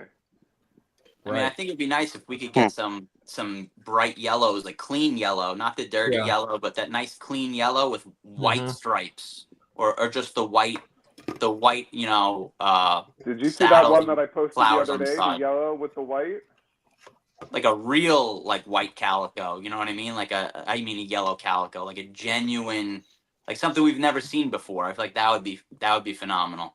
Well, I mean, those Something. hypos that are being produced right now that are like yellow with the white ocular Little pattern, white patches, Yeah. those are That's pretty. what I'm Yeah. talking about. Yeah. Did That- you see that one? See, that's Yeah. awesome, man. Dude. Oh, Rory. Damn, that's did you cool. not see There we that? go. Dude. Yeah, look at those eyes, huh? Oh, he's got the leucistic. Damn, that thing's tight as hell. Yeah. That's pretty. Rory, Wow. I hate you right now. Huh? But you What see, you- it's crazy that Nice, even the Rory. leucistics, they develop pattern, huh? Like, Yep. I mean, Yeah. I know it's the tiger, but it's crazy. man. I would show you Yeah, my leucistic patriarch, but I don't want to crash the market on these.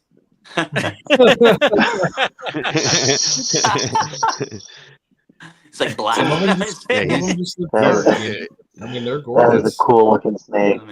That Yeah, really it's is. so cool, man. So to everybody who's listening, if you're listening on audio only after this goes live, I strongly suggest popping over to YouTube about this hour and 30-minute mark to check out some of these awesome animals from Rory. Because what you're also hearing is a bunch of Amazon nerds creaming their pants right now. Yes. I'm gonna need a minute. Truth. Yeah, those eyes are cool, man. That is Like how the phenomenal. Got a head little gets a little bit yellow of like on her yellow face. or something. It- Yeah, on her face. Yeah, the face is very much yellow, and That's cool. its snake kind of has like a little bit of a pink undertone to its I color. would say, Yeah. 100%. Yeah. Like its head's more yellowish, but its body's more The- pink. Like Yes. a creamy, Yeah. Yeah. it's like a nice Cool. creamy pink. Yeah. That's awesome. Wow. Yeah. Do That is you cool have as hell. anything leopard that has any color influence to it yet? I've produced colored hets that were like very obviously het leopard back in the day, and like stupidly I sold them. Oh, okay. And I have some cool like the maroon or like the red kind of garden phase animals. Yeah. I have some of those that are het leopard that are looking really cool. That's cool. So what are Jeremy, I what are just your dropped guys' some more thoughts? pictures in the chat. Okay, got you. What are your guys' thoughts? I think we've all probably seen them. The pictures of that red calico leopard animal. Oh that my was, God. circulated on Instagram a while back. What are you guys' thoughts on that? Which one are we talking about? Are we talking about the one that was? You're talking about red leopard? Yeah, it was. Let me see if I can find the It's pictures. got like and a I'll- can I'll- base, right? And it's like red spots Yeah, on it was it. like a cream color base with red circles. Yeah. Okay. Yeah. Because I know Cody Joe up in Canada produced one that almost looked like a bicolor leopard, but it passed. And then Stefan Ty over in the UK, he produced that chimera that was like a orange leopard mixed with a more standard leopard. All right, hang on. I found the pictures. I'm gonna. Cool. I was gonna say, I think I've got a screenshot of it if you can't find it. Yep, I gotta send all this to my laptop. One moment. Oh, we lost Vincent. I wanted him to see those pictures. Oh, I'm sure he'll pop back in. Yeah. He said he needed a charger. I bet his phone died. Lame. Listen, man, the struggle is real right now. No, I got a freaking So, ice Rory, block you here showed on my us the phone. Lucy- You showed us the Lucy, and you talked about the patriarch. So where are you on the genetics? Oh, the Hypo, Lucis. Lucy, 2 genes, 1 gene, bad name. What do you think? Oh, well, all of the above. I kind of just I tend to refer to them as like leucistic or het leucistic. Yeah, it just makes most sense if we can't pick something definitively out of a litter and say Right, this is. Because everybody says hypo, they mean hypomelanistic. I guess it could be like hypo or whatever pigment is missing, but like melanin seems to be the one pigment that leucistics really do show. Mm-hmm. But I think mean is, leucistic is original- leucistic is still like not necessarily a misnomer, because that could potentially refer to an animal like that has like any pigment disruption, correct? Well, I don't mean the Lucies. I mean the het Lucies. So I've always thought that there's been this big misnomer that people would say, well, the het Lucies are hypos, but I'm thinking not all hypos are het Lucies, and not all het Lucies are hypo. So that hypo and Lucy are probably if two you're separate if you're just going off of like the melanin of the animal, I would say that's just It's not a good where term. it's not where like the distinction lies. As you can see on that little leucistic tiger I just had out, like it's already really speckling up in a similar way that its grandfather did. Yeah, and I almost wish Dayton was here, because he is still kind of under the I remember that one, but under the assumption that it could potentially still be incomplete dominant, because he can pick them out from a litter, but it could just be his line bred animals too, is kind of where we left off last time, I think. Yeah. Well, I mean, I think Yeah. that's where it all starts, right? Because Chris McQuaid, his het Lucies were primarily like yellow patternless, Yep. hypomelanistic looking animals, right? And And my then he understanding is sold that Mhm. he sold off animals that didn't have that phenotype that later proved out to be het Produced Lucy. leucistic. that- Yep. Right. So that means that the hypomelanistic yellow patternless look is probably a separate gene than the het Lucy gene.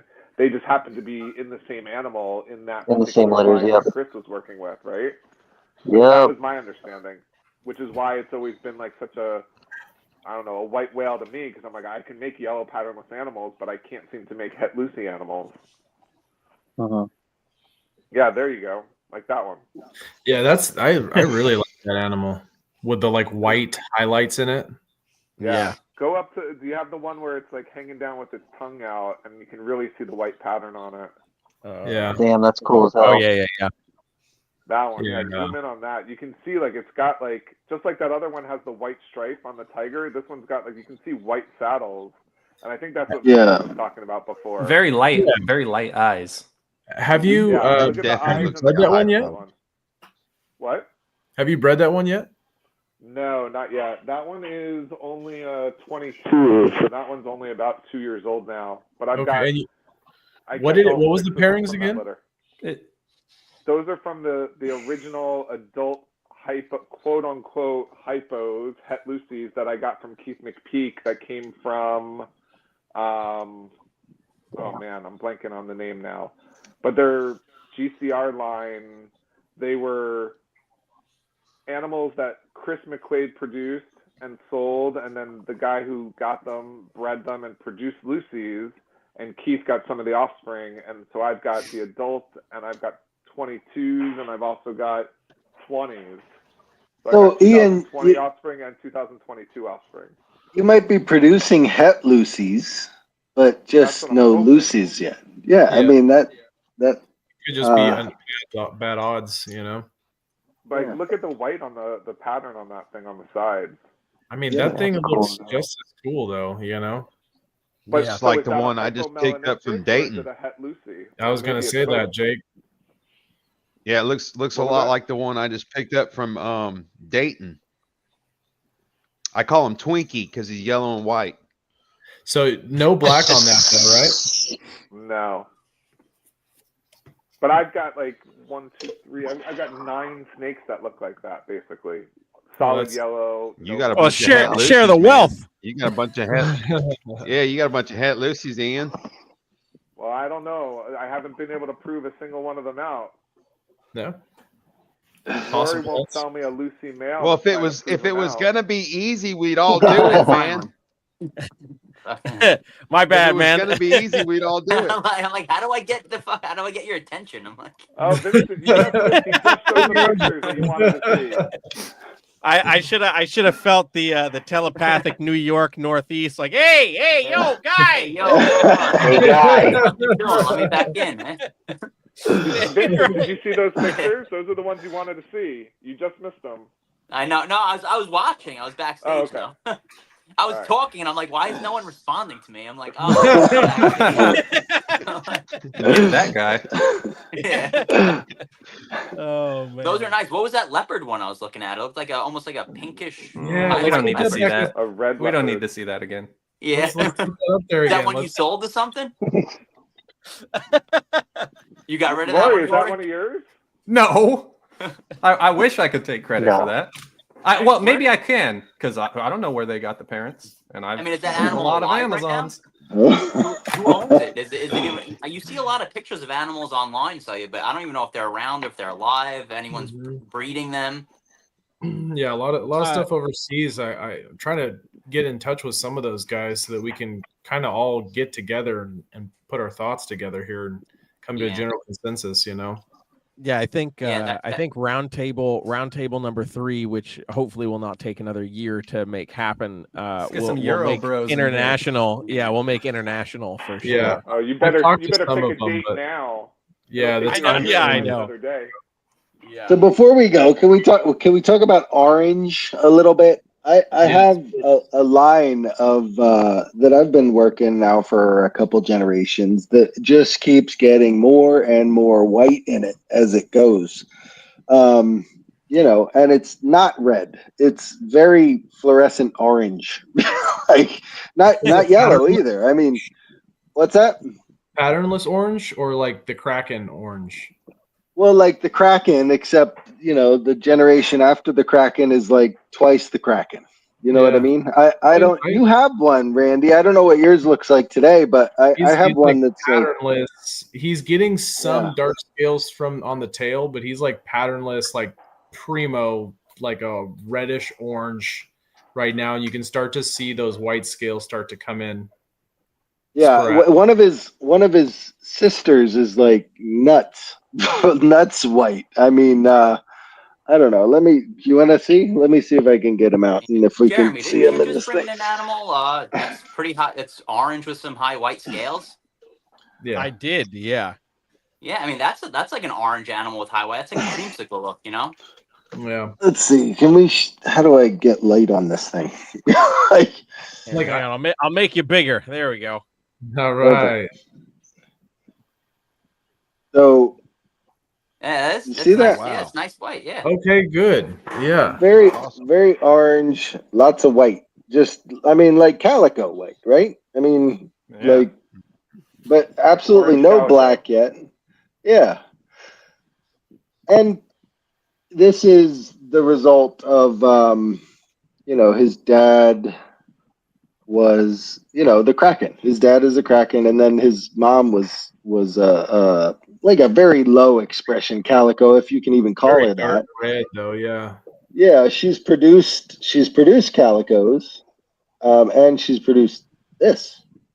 Like, so, you know, I don't know what this is. I'm just assuming it's like calico in orange form, but you know, what do we call calico?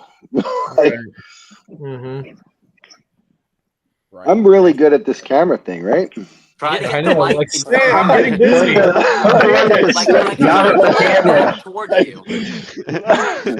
Oh man, I just want to take a quick second. Hopefully you can hear us and can also talk. But I want to welcome Hey, Ryan Ryan. Young into the mix. Hopefully he What's can up, hear Ryan? us. I know he was having some device issues, so hopefully he can hear us. You there? Unmute yourself. Hey, Ryan. Hey, what's going on, man? Hey. I'm just kidding. That was me. Oh.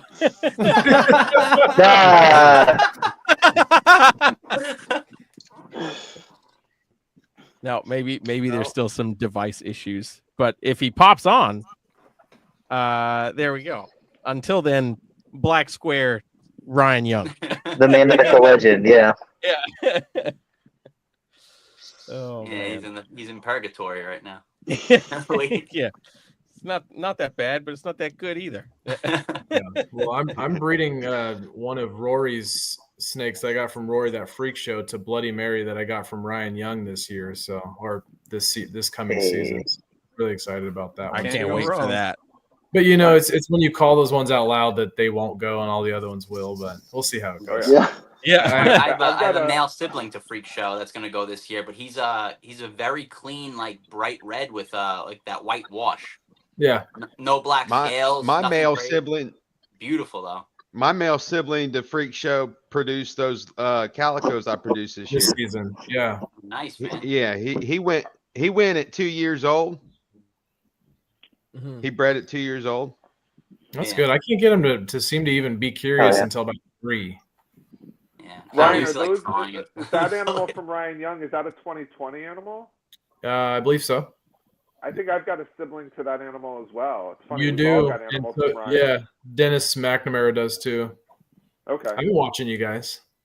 Oh yeah. Well, Dennis is another guy we should have join this group. He's got some nice Amazons going also. Agreed. Giuseppe, thank you, man. I didn't even see that you were in the chat, man. I apologize for that, but he's got the information on the that red leopard. Oh, that's cool. Okay. Produced by Bog Colors. Okay. Yeah, he said it passed away years ago, and the parents were bicolor animals that produced calicos. That's interesting, man. That's good. Good to That's know. the way, though, huh? Fuck. Of course. So does that make that one a calico leopard? Makes it fucking dead, bro. So Yeah. if anyone produces calico It's head, got Thank you, names. Vince. It doesn't count. Don't matter anymore. Right? Oh man, fucking savage!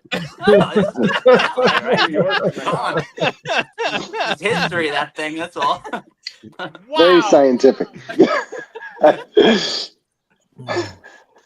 Oh man, That's true. damn. Oh gosh. Bruh. Are the parents still around? I believe the parents are still around, if I remember correctly. He and I had chatted about that animal, but I don't recall. It was a little while back. Okay. Oh, who produced it? Oh, Mr. Ryan has joined the chat. Can't get his computer to work. That's all right, dude. Thank you for trying and hanging out. We definitely appreciate it, man. We'll figure it out for next time. I don't recall. I'd have to go try to scroll through a million Instagram messages. Yeah, but right. Giuseppe, if you're hanging in the chat and want to drop some info, I'll throw it up on the screen.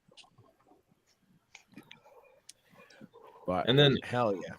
So, I mean, if you guys are done talking about orange stuff, I don't want to interrupt, but I'm excited about Halloween. I know a lot of people kind of overlook that, Gene, but I think there's a lot to be done with it, and I'm starting to produce animals, like especially like Halloween tigers. They just rock it for me. Like, and I produced like a Halloween this year that's just like, it doesn't even look like it has any orange on it at all, unless you look really, really close, and it has like bright red eyes. But man, people reach out to me for that look almost as much as like calico stuff. Red-eyed gardens usually have always been very popular. The Halloweens because you get that nice like black dark look the with the contrast. red eyes. And I know what you're referring to, where you get that typical Halloween look, but the orange isn't there on the pattern, and they can be instead rather black and white. Yes. Yeah. I've Matt been Lair lucky enough- was selling red-eyed Halloweens for $2,000 a piece. Yeah, I can see Back it. in I the mean, day. Oh yeah, yeah. What the hell's he Matt smoking? Lair was getting two. Nah, man, he had it going on. 2,000 a piece. Jesus, 2,000 pesos. 2,000 a What's the heck piece, up man, there? for a red-eyed garden phase. well, you can find a lot of garden phase, but there's not as many that have those bright red eyes. I mean, that's Eyes, yeah. Those pop up occasionally in like my calico pairings. Calico litter. So I was going to Yes. associate that kind of to possibly a het calico marking, maybe. You know. Yes really and say no. Yes and no. Because I also, again, they're like the ones I mentioned earlier, like those maroon kind of like lavender looking red gardens, like the more like uniform colored ones. I've always felt like those were in association somehow with calicos, but obviously both can't be true, and I've gotten both of them in calico. So I'm sorry. Oh, I was just gonna say I don't know that either is definitively tied to calico, but I do think it's like really interesting that there just is such a visually distinct variety of gardens in and of itself. Like that has to be worth a lot, because the more maroon kind of lavender style gardens, they really tend to lack the same amount of like melanin in terms and pattern, and so how are we can you put definitively that one up, separating? How are we definitively separate? Yeah, I like that one. From a garden from a Halloween, like what are the characteristics that really separate the two? Because a garden can have orange and lose it too, and not be a Halloween, correct? Oh, well, that's what I always referred to as a Halloween. Which is something that again, it's they lose it when they're old, but. So, and I was talking to Taylor Gilbert about this because I like that he has ideas that usually kind of go against the grain. So it kind of makes me think a little bit, even if it's not accurate. You know, I want someone to kind of put these things through ridicule because it makes us think. And a garden, you know, we see kind of this grayish colored garden, and in the Halloweens we kind of associate to the busy head stamp, with some orange markings typically, but we can have Halloweens that are not. They don't have the orange markings, you know. Yeah, same. Everything else being equal, we can have some gardens that have they have like little teeny orange markings on just the top of the dorsal. I don't really consider those Halloweens. I don't think, you know, just because the way they look as an adult, they're just completely different. They're very reduced head pattern, very gray, and then they'll just have, or even brown sometimes. Yeah, brown. Mm-hmm. Yeah, they can be almost silver. Yes, yeah, exactly. I mean, those ones they had orange? Like, can we consider those ones Halloweens? Like, what are we consider a Halloween? Like, if it has orange and loses it, it's a Halloween. Period. You know, or that's how I usually applied it. That's how I used to, but now kind of looking into it, I'm like, why doesn't this Halloween have orange? Yeah, there's a gal in Europe, I think her name's Rebecca, who's done a bunch of work, and she's got a whole thing between Halloween and garden. I thought that it was more about the head stamp than just the orange. Yes, and I talked to her a lot too about that. And that's what they've been taking pictures of everyone's snakes and kind of comparing them. They've actually made like folders of what they think these phenotypes are, and you go into it and you look and you're like, well, these gardens all have similar head stamps, even if they have a little bit of orange on them, you know, as a baby. But if you got this animal as an adult, and you wouldn't consider it a Halloween, right? I mean, you got this animal as an adult, doesn't have the orange on it, you'd be like, this animal is just a garden, it's not a Halloween. But it could produce Halloween.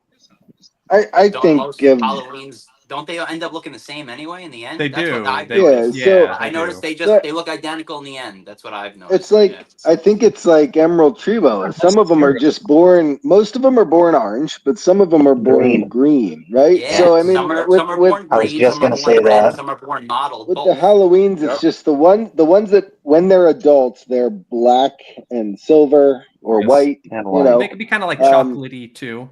Yeah, I mean, when I worked in the retail, It's usually the more high reptile shop, we contrast. sold one. them. That was just a fancy name for the babies, you know. That was like they just sold them for a little bit more because they were Halloweens, you know, but they were still gardens. Matt Larrera wanted to make $2,000 when he was selling them. So are they just gardens, or is there something else going on there? Because you know, you have the varieties of the calicos. You have varieties of gardens too. Like how you have like a red that's not a calico. You probably have the same thing that's going on, just no one's looking into it because it's more of a common type. So people look over it.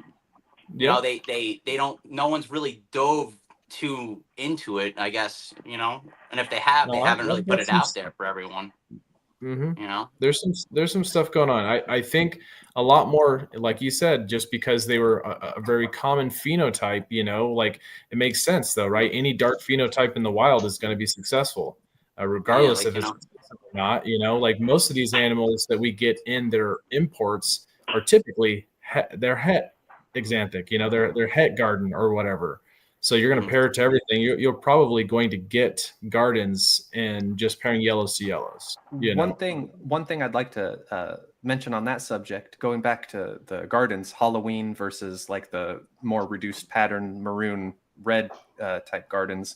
As far as them being distinct, I've produced plenty of both. However, as far as I recall, I don't think I've ever seen both of those forms of garden in a single litter. It's usually it's one or the other when you get gardens. You're either getting those kind of Halloween style, whether or not they have like or how much orange they have aside, or you get the more patternless maroon looking gardens. And so I think that is like two very distinct variants. Or one of them has or is missing a second gene. I'm breeding a garden tiger female to a calico tiger male this year, so maybe we'll see some interesting results from that.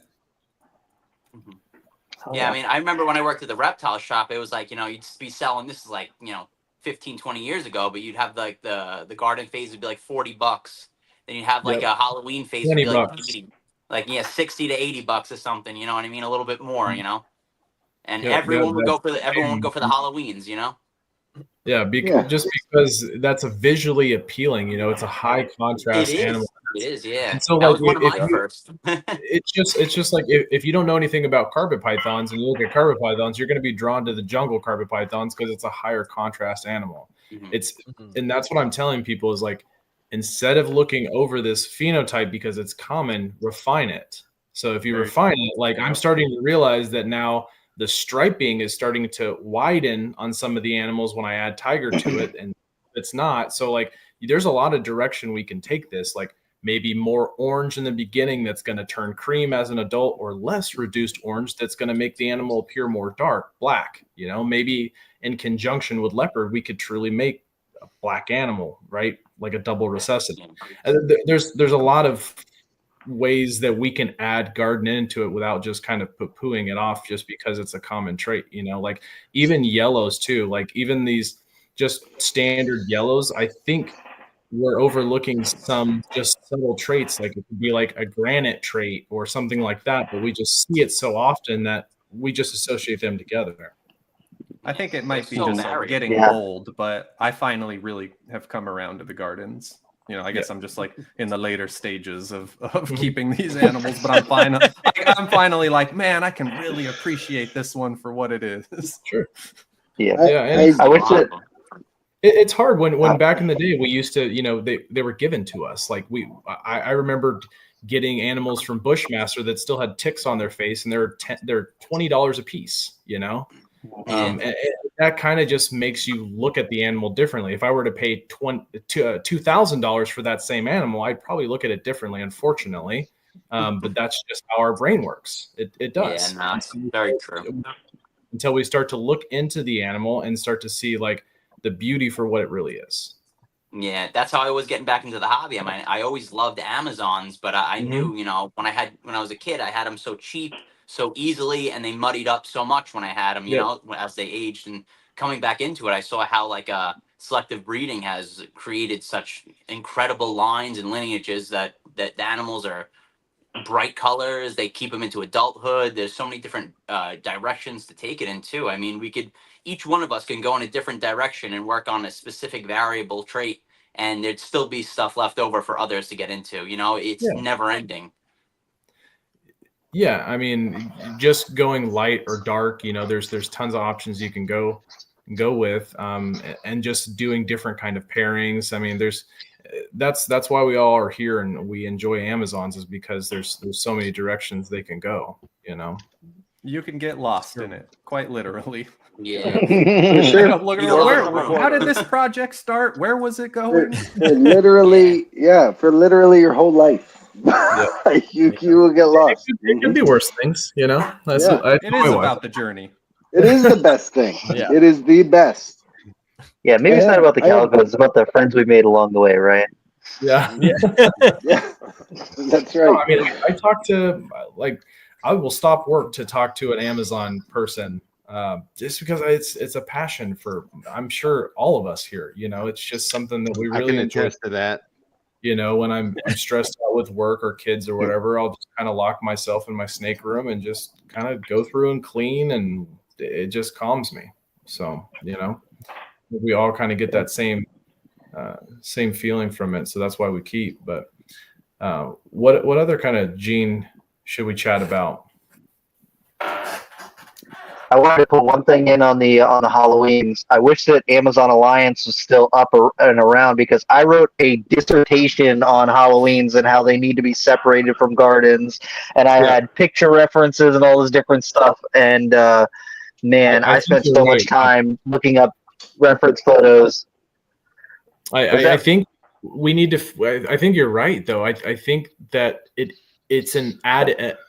Just kind of how the extreme calicos are, I almost assume that there's maybe one other or two other genes that are kind of playing some kind of factor there, And I think it's the same with the Halloweens. It's just a little bit more common, so we see it more often.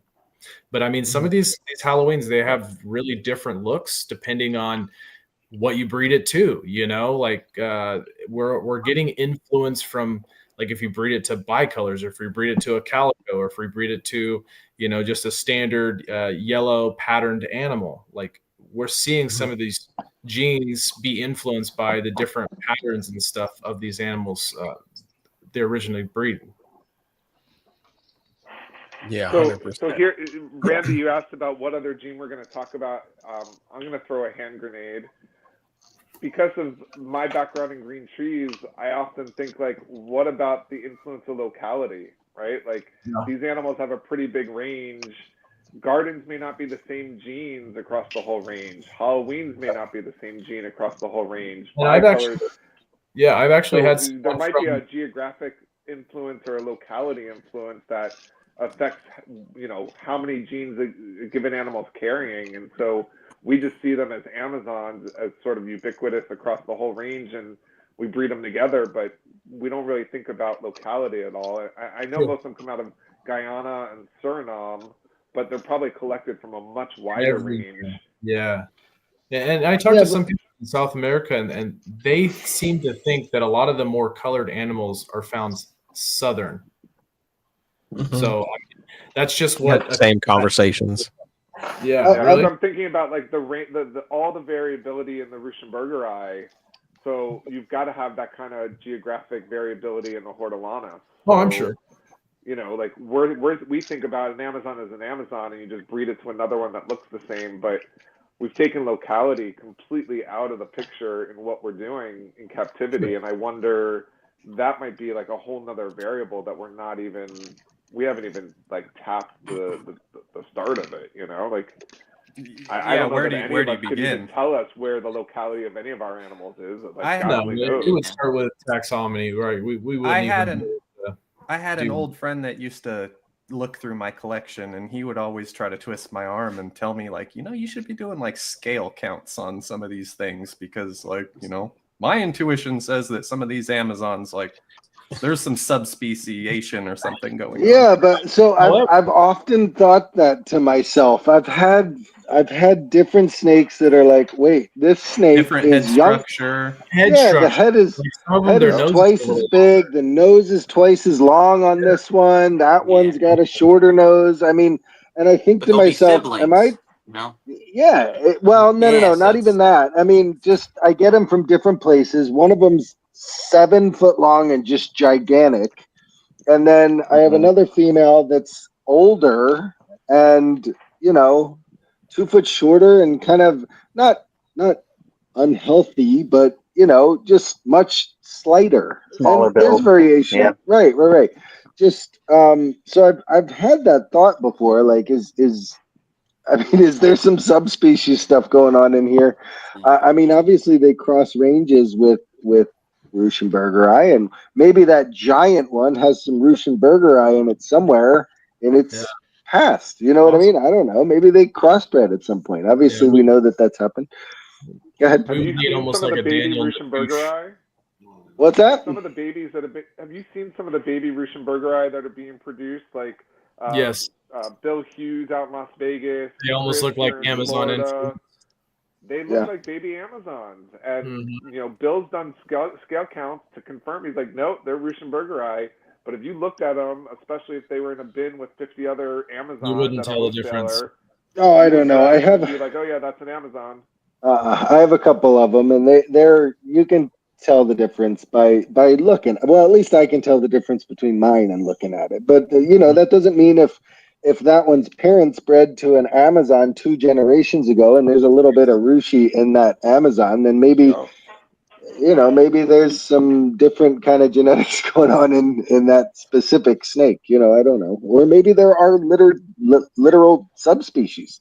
Yep. I mean, didn't they just find a new subspecies of not even a subspecies, a different species of anaconda that just lives a little further north or something like that, Mm-hmm. Look identical but different genetically is what they said. Yeah. Correct. Yeah. I wouldn't be shocked by that at all. I mean, like, I've got a bigger bicolor import animal that, like, her head looks like a small emerald tree boa head.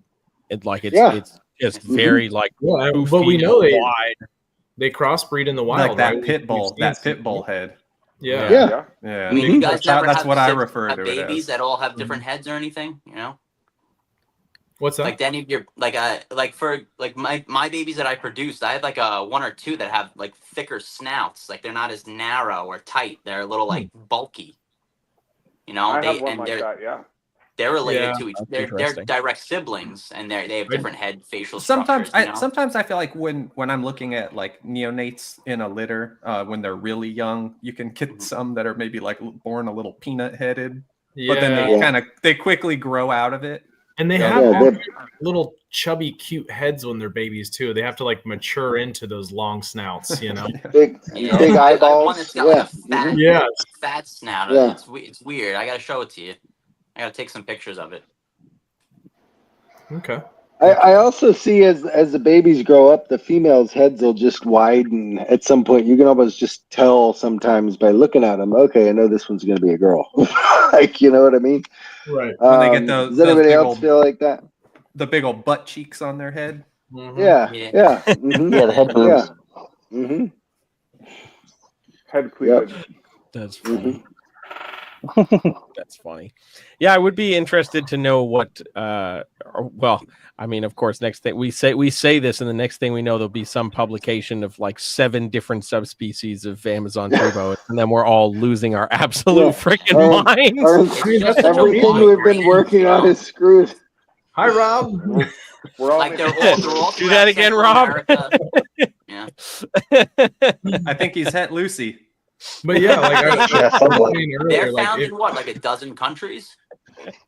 Oh, if not more. I mean, they're all more. Yeah. I mean, we were comparing them to the chondros before, which they're all found in like such more of a tight knit area, and you know, there's you're a lot able more to islands that they're able to insulate themselves a little bit differently. You know, like.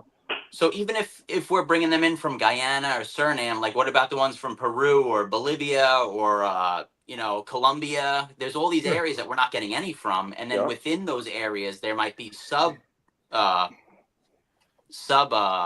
what's it called, localities, you know.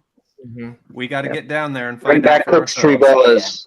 Yeah, that's what we need. You know, we would need a Daniel Natouche that focuses on Corrales, you know, and like Ecuador. Like, are we getting any from Ecuador, El Salvador, Guatemala? Like they're all throughout that range. You know, we don't get any from those countries. A lot of these countries aren't even exporting them. We don't know, right? Because they're only being exported. We don't know.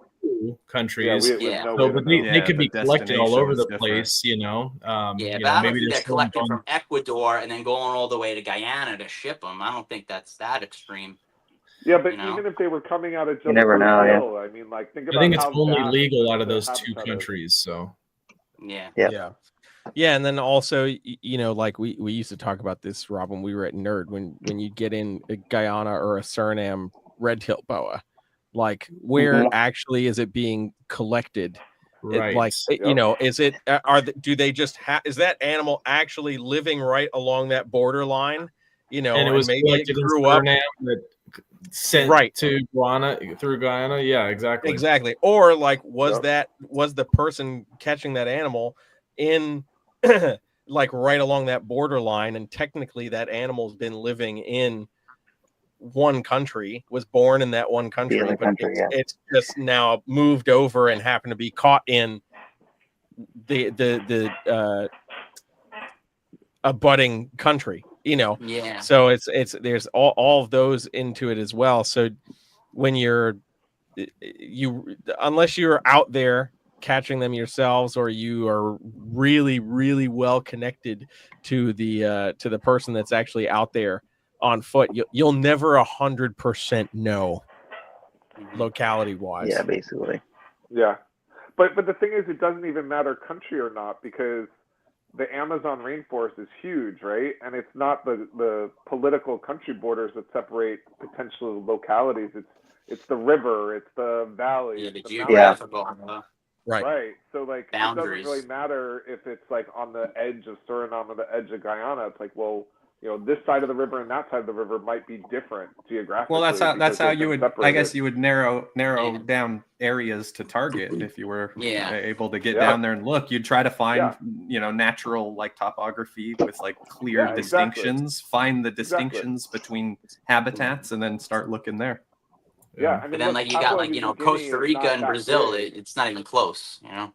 Yeah, But like Papua New Guinea is not that big, and look at how much, how much difference there is from different localities, just different side of a mountain, different side of a river.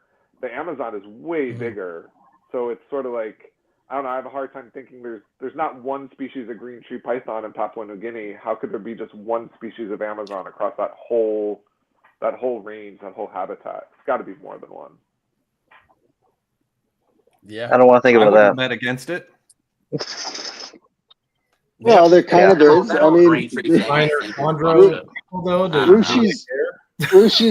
Rushis are basically just big Amazons, and they have Rushis in Costa Rica, and they have Rushis in Venezuela and Trinidad, and then they have the Grenada Island ones, which are just tiny Amazons or small Amazons. So I mean, there are there are multiple Amazons that we've figured out already. The question, I guess, is just, is there more? Full species though so far, right? Mm-hmm. Well, how about the difference between Hortolanus and Cookeye, right? And maybe a lot of the early... Cookeye, I was just gonna say that. That's old school though. Yeah, it is. Mm-hmm. Yeah, We used to call all Hortolanus Cookeye. Exactly. But aren't there some Cookeye that are actually Cookeye? Yes, There, like, just not represented in the U.S. hobby much. No, I think like Jeff Murray and a couple other select people have them. Maybe Jay Wagner, Jeff Murray, maybe a couple other people. But that's it. So right there, you've got everyone used to think those were all one and the same, and they're obviously not. Mm-hmm. Yeah. Well, you see, the Amazons are the pretty ones, and the Cooks are. That is literally how it went. Yep. But when it started, who knows? Like maybe some of the lines we're working with have some of that Cook blood in it somewhere. Probably. Back. Probably. Mm-hmm. Little Rushi, a little Cook, a little Hortolanus. You mix it all together, you get Tiger Calico. Yeah. Candy canes, actually. Yeah. Mm-hmm. That's funny. Did we miss any more for anything like that? I'm trying to. What about we didn't talk about marble at all, and I don't really know much about it. I've only seen a few. Oh, that's what we got to get. Is that the European stuff? Yeah, I mean Dayton's the only one. Dayton, Giuseppe, and then we need Nick Mutton and Dayton to talk about that. They're the only ones that are working with it here. So. And what about that the Paradox folk line? Yeah, that's really interesting to me. I don't know the fact that there's multiple. It looks like a ball python pattern. It's got you can see one full gene and then another gene. It's not even like they're mixed. It's like there's literally patches of different genes. Yeah. Different phenotypes. Super. They're just like sewed together. It's cool looking. Yeah. Yeah, where you get sometimes like a yellow animal with like a distinctly garden phase patchwork to it. Yeah, but his is like leopard, to a colored leopard almost. Yeah, that one's pretty cool too. Paradox is my absolute favorite look in Amazon tree bows. I just love how it looks. Paradox Chimera. Have you guys genetically proven though? Like, is it a proven genetic where you could produce more Paradox, or is it always just like a one-time freak of nature thing? We might have actually seen a few of them. They're very just low, like very low expression, I guess. Yeah. That seems like it's almost not that uncommon. Is that kind they of almost seem like flukes. Like no one's really able to prove it out. To make a litter full of Paradox. Yeah, I've always considered the Paradox thing kind of like a fluke, but then again, we could split hairs on like, are all Paradox expressing animals really the same phenomenon? I'm not sure. Yeah, I think, because I have produced litters where there was like a couple Paradox within a litter. Right. Yeah. You should have tried to single those out and prove them out. I will be. I produced some of my first like random chance Paradox just over the last like few seasons. I've seen them for the first time in my collection. Yeah. Yeah, you got to prove that out, man. Yeah. See where that goes, because every time I see one, it's always. I don't see a lot of adults, to be honest. I have a yellow het leucistic animal that's paradoxed with what looks like leucistic markings. That's really cool, man. You gotta show us that one. Yeah, that's super. She's cool. gravid right now. Yeah, don't rub it in or anything, Rory. Yeah. I'm just generating interest. Yeah, perfect. Perfect. You know what you're doing. I think the coolest look for paradoxes is, I think the coolest look is that chimera look, where it's like two different distinct snakes in one snake's body. But I think the more common look is the like I had a snake named Electra for a while, and it was a yellow base and it had lots of black.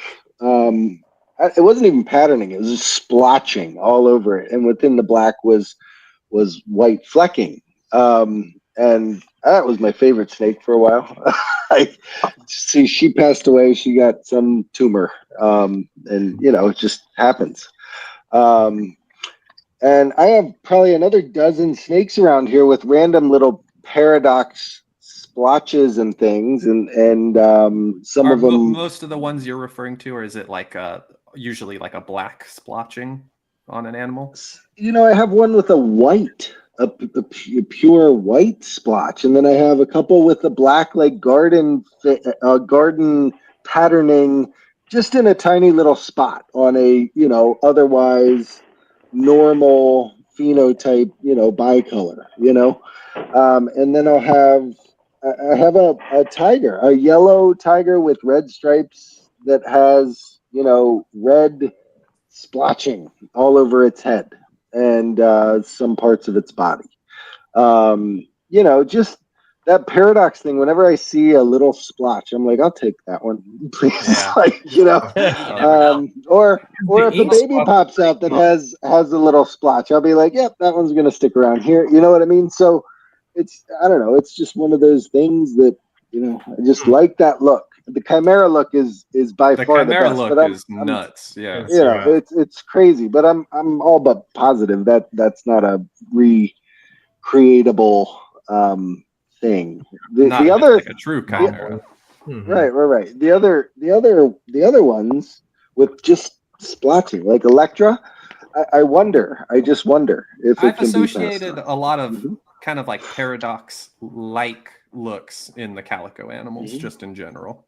Yeah. Calicos, siblings to calicos, you end up getting like more just like random patches of different pigments and stuff. Yeah, that's what I've seen too. Yeah, so much to the point where like I've had over the years a lot of people like ask me like, is this a paradox? I'm thinking like, no, I think that's a calico, or it's a low expression calico. Yeah. That's maturing and getting that random black all over it. Yeah, sometimes they'll just have random big ink spots just Yeah. all over, and they'll have like maybe a few weird ones on like half of their head or something, you know. One of my my favorite, like most reliable, oldest red calico breeders is a paradox-ish looking animal like that. I call him like the paradox calico, but I never really thought of it as being like an actual paradox. Certainly not a chimera, but he was born, really nice high expression calico, but with just big chunky blotches of that black, which now kind of like, because he's nearly solid black, he's like 15 years old, but you can't really see it as much, but it was like very distinct when he was young. Yeah, that one by Folk Reptiles. I mean, that paradox is unbelievable. It looks like it's a leopard wearing like an orange skin or something like that. Yeah, And it's got rips in it, and you can see the layer underneath. That's another snake, Yep. Yeah. That's cool. Hopefully we see more.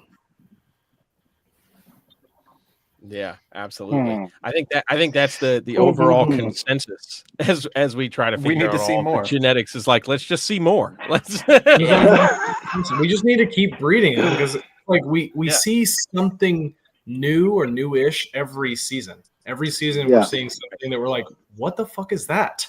Yeah. From season to season too. Now, a couple years ago, I had such an odd phenomenon pop up in some of my calico litters. Some of the ones that you guys got from back in like 2021 was like the first year, and across unrelated litters, I saw my calicos develop this like very distinct white like bar across their nose. Yes. And Oh, it would yeah. it's like these two bars right across the nose. And I'd never seen that before. And then all of it, 1 year, one season, there it is across unrelated litters. Huh. Like it's so That's trippy. funky. Yeah. But yeah, I mean, you see weird stuff like that. Like you were saying, the bald head. I have one from John Martin that's a calico tiger, but it's so dark. It has like the head is like gray with like red blushing, and the head's just completely like white now on the very top. That's like faded out. It's very interesting to see that maybe it could actually. I had a solid like patternless, really bright orange animal. Kind of that creamsicle orange. And when he was an adult, he went through a shed and developed a dark red patch on his head. I have a yellow snake right now that's starting to develop almost like red scales coming in around the head, and then just has red, big ink spots that are just red, like 2 or 3 areas on the body right now. Ooh, I got nice. Yeah. both. That's the kind of stuff I'm looking for like a lot lately. And you know, I'm trying to think like, you know, is there something there? Every time I see something anomalous pop up, it's like, damn, there's another project. I know. Yep. I love it though. Yeah, there's a lot of directions to go in, man. Yeah, there really is. I'm looking for a picture to share. I mean, the screen. Rory's trying to clean up the black. I'm playing with it. I want to see what happens when we start actually just allowing things to happen and see where that goes. Like even the dark calicos, you still see some pattern, some color on the head or white bellies. Like it's a very nice contrast. When you get a really dark one, but that belly like stays bright white. That's nice. It's so pretty. And then the cool thing too, like for anybody who hasn't like had the privilege of like really admiring like a mature calico, one of these really dark animals that's mature, is like that black that just looks kind of like ugly in photos, perhaps. In person it can look like a really cool smoky silvery kind of like a gray look, where you're looking at those with the white next to it. You get a cool iridescence across that black. Yeah, so let's man, talk it's very about this. impressive. This animal is interesting because it's not just like this is a tricolor or whatever. Like this, right? And you can't really necessarily call it a calico, even though it has a white belly and it has a lot of white scales. We don't know. Got white scales like a chondro. You see how it has like the typical kind of garden head pattern, but like how muted it is. Like it's instead of like being defined by black pigmentation, it's more like just an off orange with an orange. You see a little bit of black there, but I see that a lot too in similar looking animals where low melanin animals will still have the pattern that they're missing the pigment to. Sure. And that kind of has to play with all sorts of like synergistic effects. Is like you could have an animal inherit a heavy pattern but not the accompanying pigment that would fill in that pattern. And I wonder sometimes if the heterozygous genes actually play some influence on the actual pattern for other genes. You know what I mean? Like this animal, I would say, well, maybe it's like a tricolor or a bicolor het calico, and that het calico is just manipulating some things in those areas, you know? Who knows? You got to prove it out, but it's that animal's really interesting. Yeah, that's a really cool one. Yeah, we just have to see more. Oh, absolutely. Keep them coming. Yeah, but breed with purpose too. Breed with purpose and keep your data on what you're doing. Right. Absolutely. Yeah. Yeah. So I think something else I want to talk about on here, and maybe this be the last topic we discuss since we're going on 2.5 hours. which is freaking awesome. And I'm so happy that we have this much content about Amazons that's Absolutely. going out to the folks. Yep. What are your thoughts on multicolored tongued animals? Do you see any correlation with that to any specific phenotype, or is it just something that you see kind of randomly pop up across the board? So like Yes. my like that litter that I produced from that animal Carnage, all of those babies have black and white tongues, which was really interesting. It was the first time I'd seen a black and white tongue. I've seen obviously the peach and dark tongue, but the black and white was a different look for sure. I mean, I haven't seen any correlation to. I have paid attention to the tongues because I used to get a lot of animals in from Bushmaster, and I wanted to see if I could by the phenotype, right? If there's some kind of markers for something else, like if it's the eyes or the head pattern or something like that. So I did take note of that, but I didn't see any correlation to, like the bicolor tongues or whether that be like the pink and black or white and black. And you said the Carnage babies have white and black tongues. I need to go check my baby and see if that's there too. Yeah, it was all in varying expression. I think a couple of them like just had like a dot or two of white to them, but yeah, I think they all had that. I think I think those tongues can kind of change a little bit of color too. As like they can be kind of born with the piebald like missing pigment on the tongue, and then it kind of fills in. Yeah, just like it would. Interesting. On the rest of them. Now the litter I mentioned earlier, that's like two bicolors that produced all bicolors that look like they're kind of like some interesting calico influence to them. That litter, interestingly, like I would say at least half of the babies have like probably the most missing pigment out of like tongues that I've seen to this date, to where like one or two of them like just straight up almost have like a solid transparent tongue. They're clear. They're clear. Yeah, there's no pigment to them. What about belly colors? Jeremy, if you still got those pictures, but if you pull up the picture of that yellow snake with the tongue out, it's got kind of an interesting colored tongue. And I just dropped another picture in the chat of a Lucy adult who's got an interesting colored tongue. I think there's something to it. In green trees, there's not very many people working with albinos. I know Marshall might join us at some point, or maybe it's too late at this point, but I know some of the albinos or the hets I think that he's working with have pink tongues, and pink tongues are pretty rare in green trees. And what I notice is some of these yellow snakes that might be hypos or might be het Lucies have either pink tongues or pink and black tongues. And the only adult Lucy I've ever seen in person had a white and black tongue. So I don't know. It seems to me like if you're reducing the melanism in the rest of the animal, the melanin in the rest of the animal, why wouldn't you be reducing the melanin in the tongue as well? So, because definitely some of them have like jet black tongues and some of them don't. So, yeah, pull up that picture. Yeah, look at the tongue on that thing.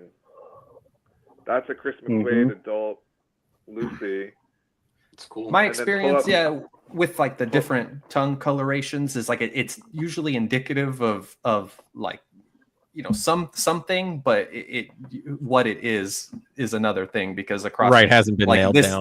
Sure. Yeah, this Lucy, calicos I referred to, etc. You see a similar colored like phenomenon on the tongue, but clearly you're talking about different morphs. Yeah, pull up that other picture, Jeremy, the one of the yellow snake I sent you. That one's also got an interesting tongue. Where did that go? And what's interesting is I've got yellow snakes from the same line that have jet black tongues. So it makes me think like something's going on when the tongue's not jet black. Because I would think jet black solid yellow animal, right, Ian?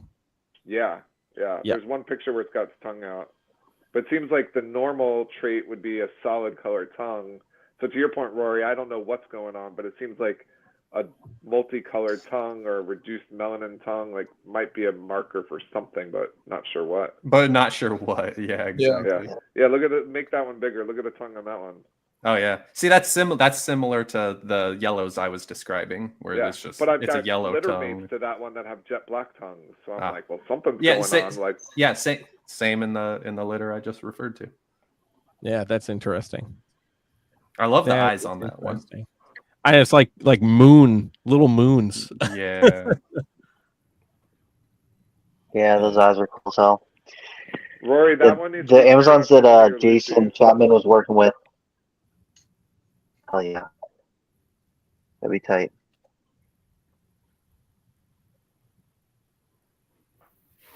Yeah, I mean, we could take this in so many different directions. Even the belly scales. I mean, you have animals that, as adults, with solid red bellies. Solid red. Maybe not solid red, more like but turns. It's It 'cause looks solid red a as a couple of my baby. babies have the colors all on the belly It'll too. It's turn all like red. checkered, kind of. Right, there you go. Mhm. One of my one of my oldest tigers has a lot of like a black belly.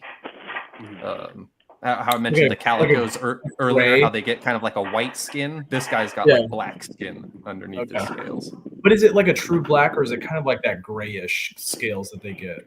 It's pretty black, but I guess like in bright light, it's a little bit like more chocolatey brown. Okay. Kind of on that guy. I dig it. So my babies with red bellies, those bellies will turn white. Or? It's kind of hard to say. They'll probably have some color to it and have like maybe red, black, and white, or red and white. Yeah, I've seen them come out kind of checkered, but usually it starts going white. Yeah. That's interesting. I mean, the old adage here. We have to see more. See more of it. More. I think that should be the slogan across the board. Having bred these things for like over 15 years now, I feel like I could like give you my honest experience and be totally contradicted by someone who's been doing it just as long as me. Mm-hmm. It's just there's just so much. Yeah. Yeah, I think that's a lot of it's room definitely for one of the their things that episode. makes the species intriguing and frustrating. And for those of us that really geek out about it, like super intriguing for us, for the new keeper that might be coming from a more genetically traditional species, maybe not so much, but that's okay. That's quite okay. I think that's what makes Amazons awesome, though, because literally you can pair two animals together and have no idea what you're going to get, and you could get something awesome this year and pair the same two animals together next year and get completely different results. Yes. And so you really never know, right? Like you just don't know what you're going to get. That was always like the conventional wisdom that I recall from like when I started, and like back in the early days, I used to be like, no, that's not true. I've started to figure it out, etc. I know what I'm doing, and now I'm full circle. I'm like, oh yeah, I don't know what I'm talking about. Like I'm surprised. I have a good idea, but like Dunning-Kruger effect or whatever. Right. Yeah. Yeah.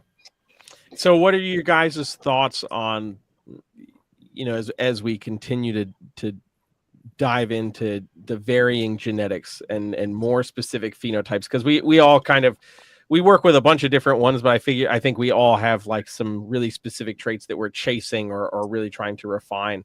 What's the goal there? Is it understanding more completely what's going on, or is it just the really basic, like, I just really like these animals and I just enjoy producing them?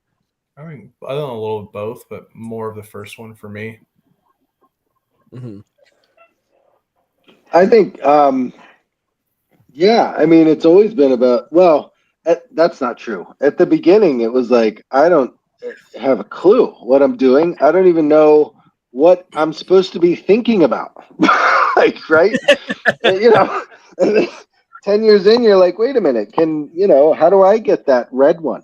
right? And then you start figuring it out. You're like, well, the internet says they can breed these two yellow ones together and a red one might pop out. So you do that a couple times and nothing ever happens. Right, So then you go buy a red one. Right? No, right? I mean, not always. So yeah, I think figuring it out is definitely part of the goal. But I think just making pretty animals and appreciating them, as we go is really the You have to.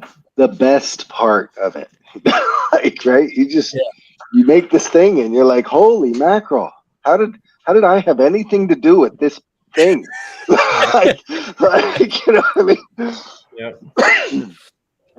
And you just appreciate what you're doing along the way, and forget about the frustration. It'll come if it's supposed to. It'll eventually come. We'll figure out, what this calico thing is, and how Lucy happens, and all that stuff. I think we figured out some of it. We have a general idea. We're moving definitely in the right direction in a lot of areas, but refine them, make them as pretty as you can along the way, and the more you refine them, the more answers I think will eventually come to the surface.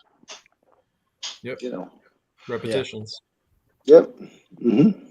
And talking, we need to talk more, myself included. Compare notes for a year. Right. I gotta check at least 3 times a year, make sure he's alive. All you gotta do is check your phone. Yeah. Mm-hmm. Yeah, I used to be real good at it. Now I have to pay attention to people. It isn't as fun. It isn't as fun as paying attention to snakes, by the way. To the animals, absolutely. Mm-hmm. Yeah. Mm-hmm. Heck yeah. Cool. Well, I think we can round it out at a solid 240, guys. Pretty good, man. That's I'm almost a super JRE. stoked. Yeah. So, man, thank you guys so much for coming on and hanging and talking. And usually we do a wrap up question, but we're so deep in. I think we'll just let everybody go. But yeah. Otherwise, we'll be here for 3.5. Yeah. If we do one of these every 6 months at the very least, I think we can at least kind of keep coming back, or at least once a year. Kind of compare notes and keep going from there. That's great. Yeah, absolutely. And I'm serious about making number 3 an international version of this. We'll get some of the European guys and stuff and compare notes even further and see what some of those guys have going on over there. We talked to those Europeans, and we're going to be really confused. Yeah, right, exactly. They got different things going on over there. Yeah. Well, someone's going to convert metric, because I won't understand when they tell me how big their snakes are. More metric. 31 degrees Celsius. That's okay. Maybe we all weigh in grams, right? We all weigh in grams. Right. Don't worry. I'll put a conversion system in the background so we can just remove everybody to refer if we need to. But yeah, once again, guys, thank you so much. I've got everybody's Instagram link in the bio of this video. So if you want to follow these guys, you can go ahead and do that all over there. And if you want to see anything from Noah, sorry, whenever he figures out social media again, you can. And we're all suffering because of it, but it's okay. But I'll try to be better. Again, guys, I'll try to be better. Perfect. But once again, guys, thank you all so much for your time and information. This is great. Yeah, thanks for putting this together. Thank you, everybody. Great show, guys. All right, guys. Take care. Take care. Cheers. Bye, guys. See ya. Bye.